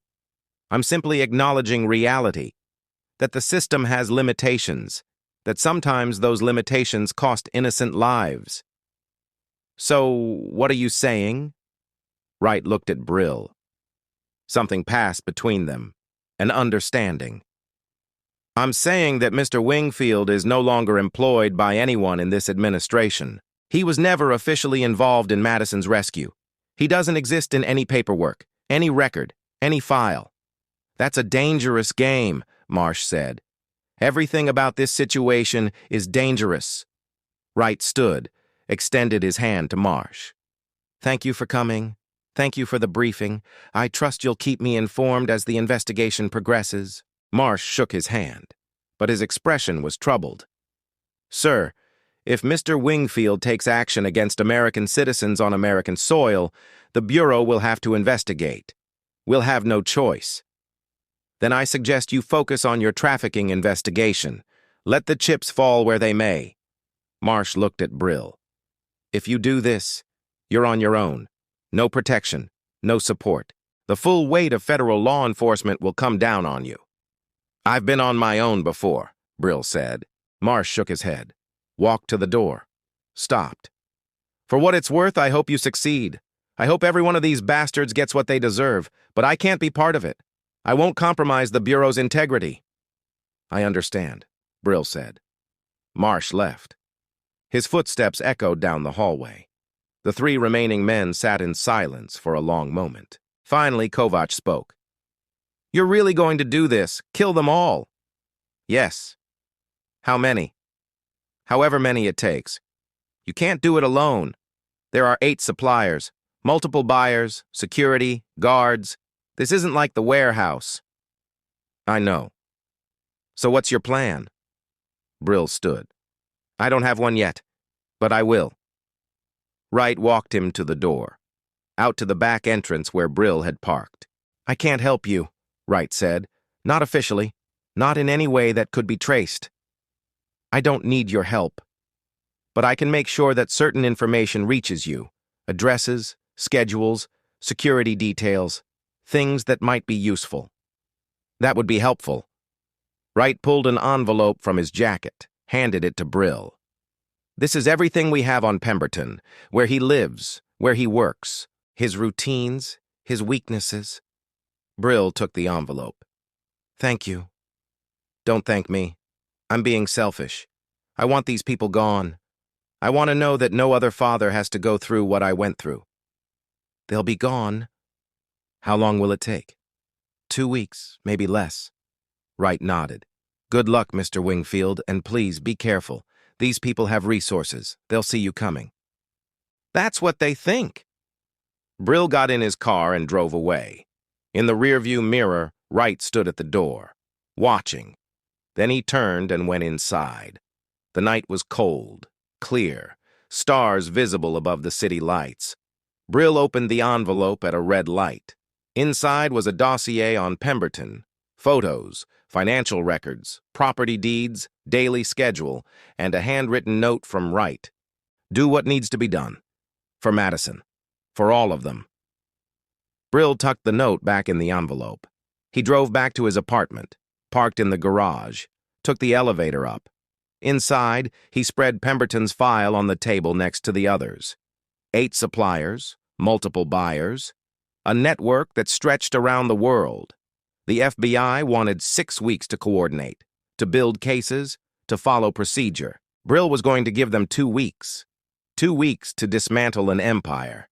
2 weeks to eliminate every person who'd profited from selling girls. 2 weeks to make sure Madison Wright and the hundreds like her could sleep without fear. He picked up his phone, called Simon. I need everything, Brill said. Complete profiles on all 8 suppliers, security details, known associates, vulnerabilities, everything you can find. When do you need it? Tomorrow morning. That's 12 hours. Then you better get started. Simon was quiet for a moment. You're going after all of them. Yes, that's suicide. Probably. I'll have what you need by sunrise. The line went dead. Brill stood at the window, looked out at the city, at the lights, at the people living their ordinary lives, unaware that beneath the surface monsters hunted, but not for much longer. Sunrise found Brill exactly where the night had left him, at the table in his apartment, staring at the laptop screen. The city woke up below him, horns honking, the distant groan of a garbage truck, people moving toward jobs and routines, normalcy. There was nothing normal on his screen. Simon had delivered. At 04:37 a.m., the encrypted file had arrived. It wasn't just a dossier. It was an atlas of a global operation. 8 primary suppliers. James Pemberton and Amanda Sterling were the Washington hub. They used their political and intelligence access to select high-profile, high-value targets. Victoria Chen ran a network out of London, targeting the daughters of European industrialists and Russian oligarchs. Marcus Thorne, based in Miami, was the volume dealer. He supplied the runaways, the addicts, the girls who had already fallen through the cracks. The other 4 were spread across the globe: Hong Kong, Dubai, Rio, and Prague. Each had a specialty. Each had a list of buyers. Locke had just been one of many.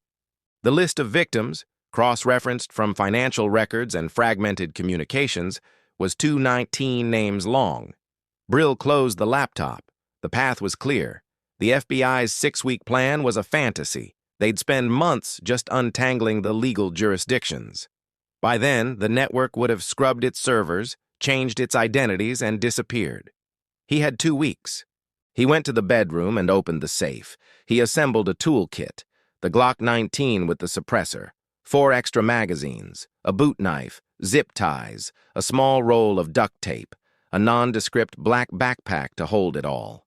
He dressed in the uniform of the city, dark jeans, gray t-shirt, black windbreaker, invisible. His first target wasn't Pemberton, it was Amanda Sterling. Pemberton was the salesman. Sterling was the architect. She was the one with access, the one who ran the background checks and found the vulnerabilities.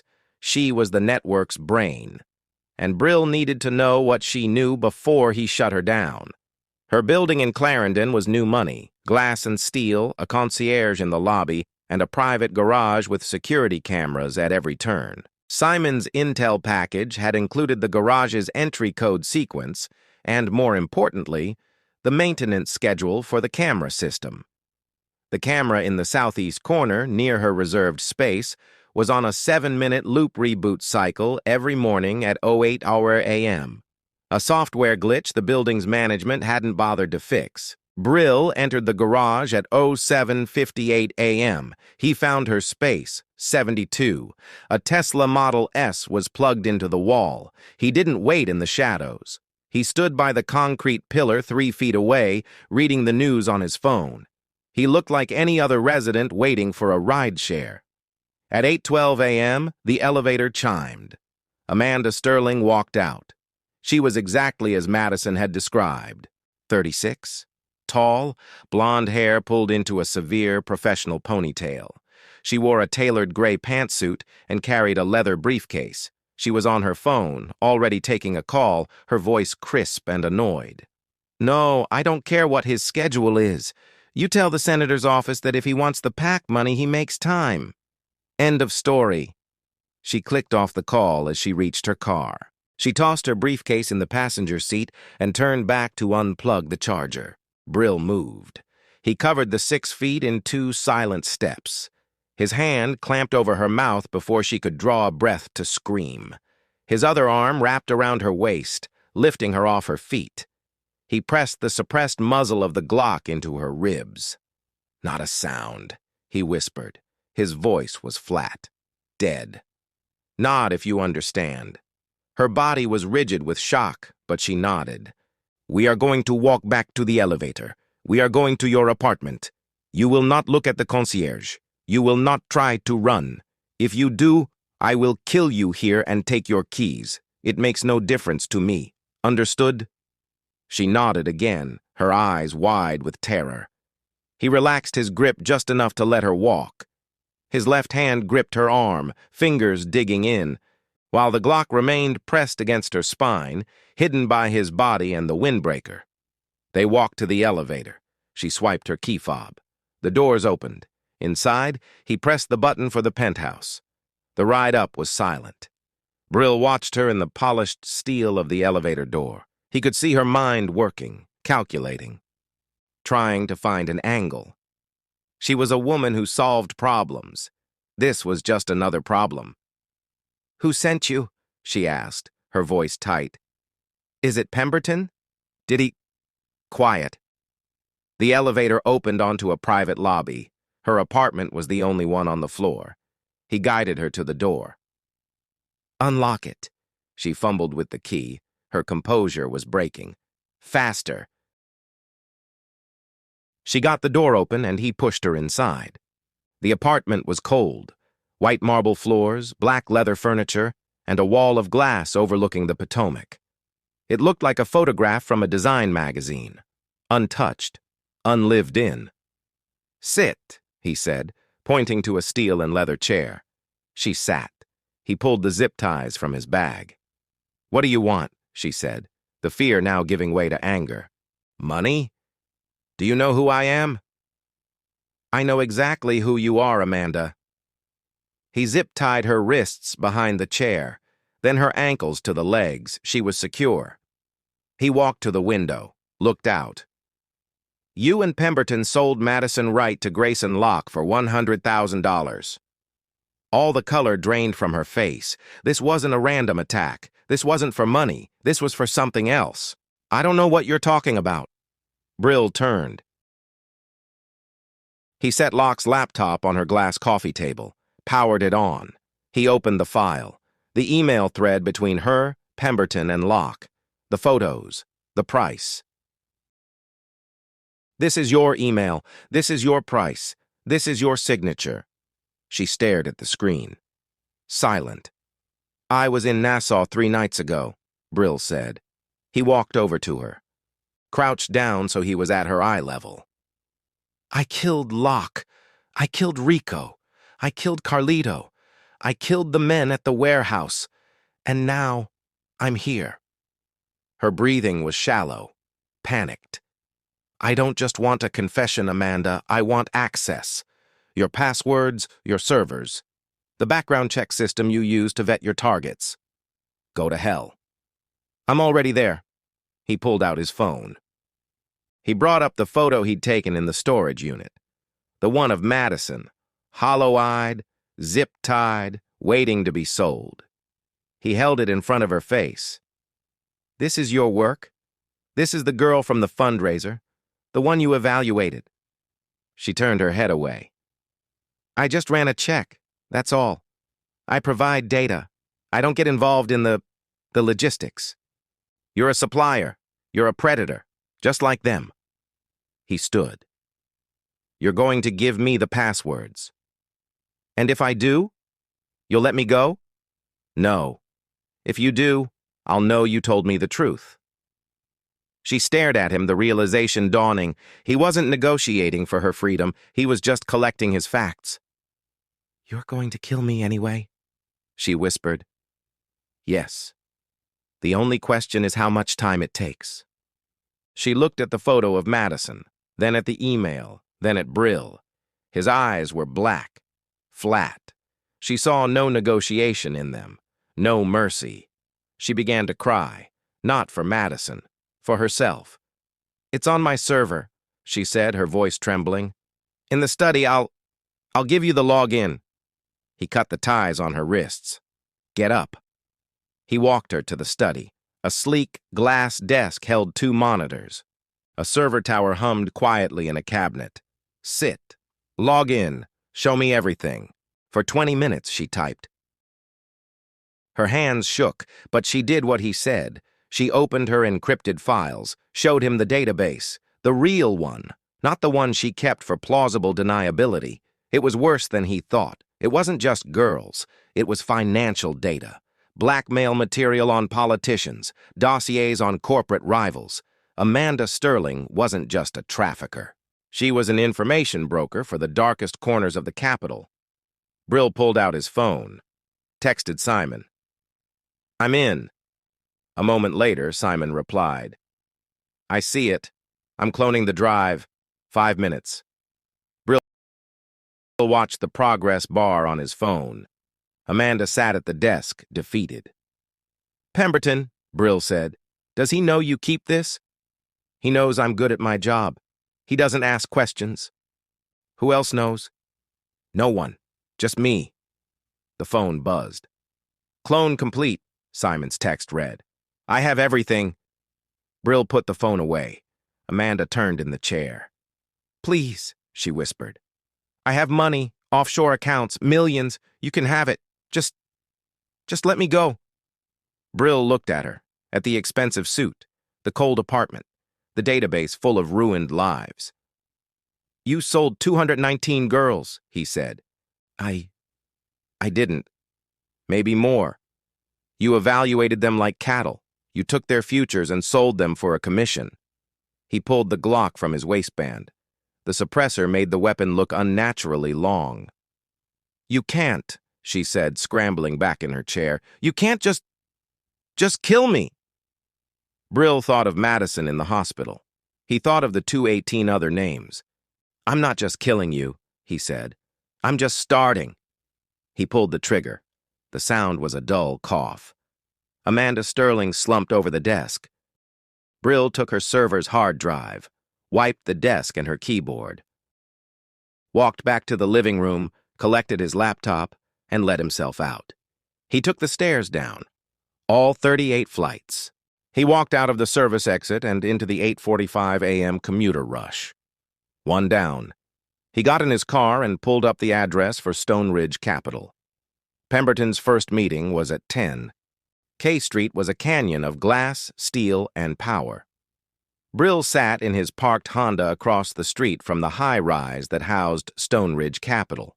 It was 9:30 a.m. Lobby traffic was heavy, men and women in expensive suits carrying briefcases, all moving with the hurried self-importance of people who believed they ran the world. Pemberton's office was on the 14th floor. The entire floor, according to Simon's data. It was a fortress.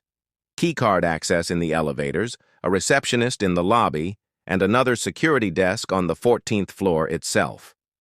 Walking in the front door was impossible. Brill's phone buzzed. A text from Simon. "Loading dock, northwest corner. Gray coveralls and a red toolbox in the back of the third maintenance van. Unlocked. You have a 10-minute window before the driver returns." Brill got out of the car. He walked, not ran, around the block. Blended with the foot traffic. He found the loading dock. A white Ford Transit van was backed into a bay, its side door open. He glanced around. No one. He slipped into the back of the van. The gray coveralls were piled on a shelf.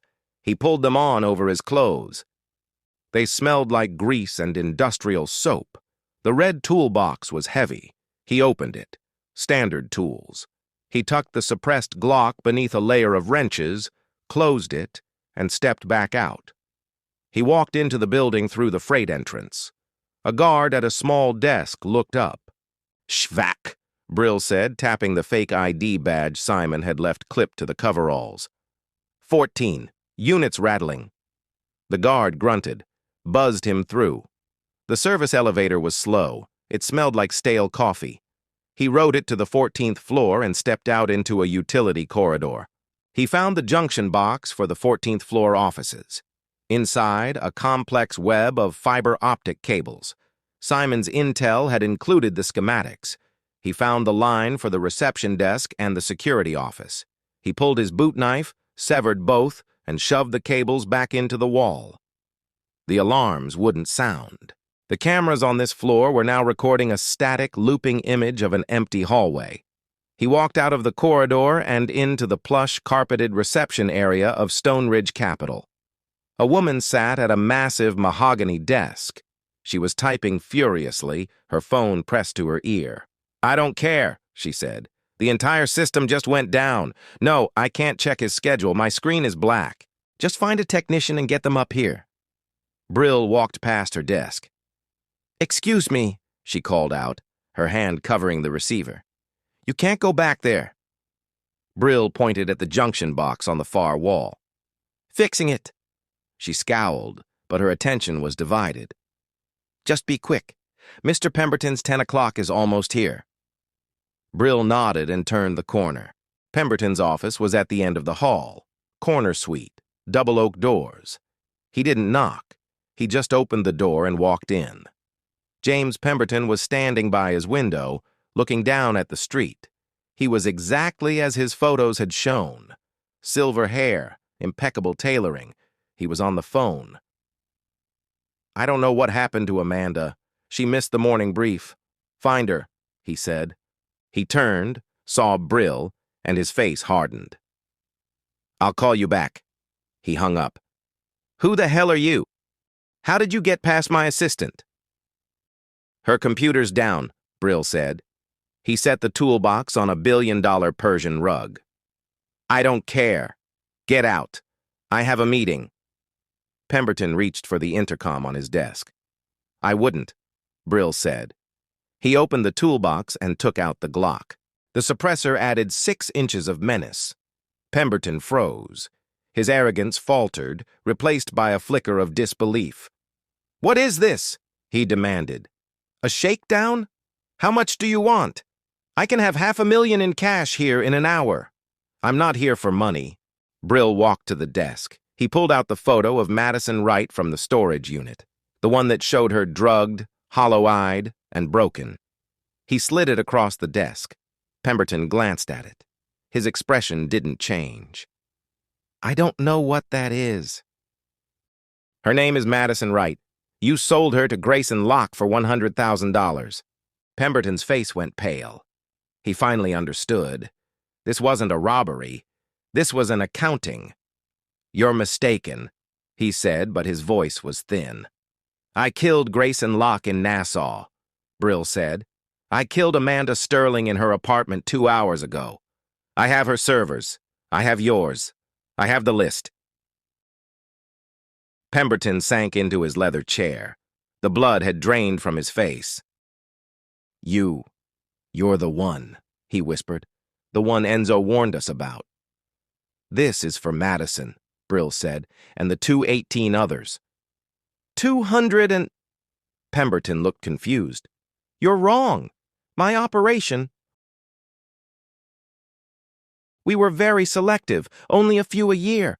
High value, it wasn't... Your network, all 8 suppliers. The list is 219. And counting."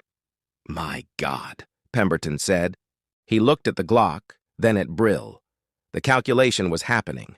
The frantic search for an escape. "You can't kill me here," he said, trying to regain his composure. "My 10 o'clock will be here any second. The building is full of security. You'll never get out. They're not my concern." "I can give you more," Pemberton said, leaning forward. "The other suppliers. I can give you their real names, their locations.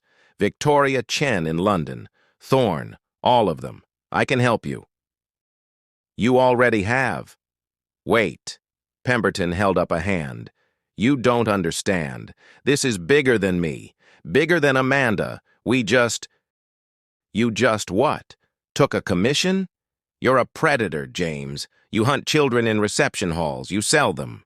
"They were commodities." Pemberton slammed his fist on the desk. "It was just business. It was money. You can't kill me over money." "I'm not," Brill said. He raised the Glock. "This isn't business. It's justice." Pemberton opened his mouth to scream. Brill fired twice. The rounds made a soft thwip, thwip. 2 red holes appeared in the center of Pemberton's white shirt. His eyes went wide. He slumped forward onto his desk, scattering expensive pens.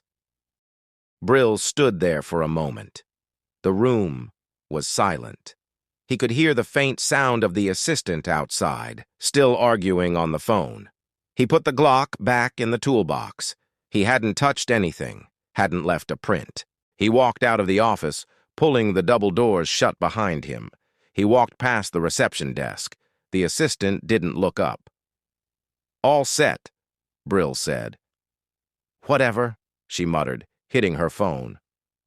"Still not working." Brill didn't reply. He went to the utility corridor and took the service elevator down to the loading dock. He walked to the maintenance van.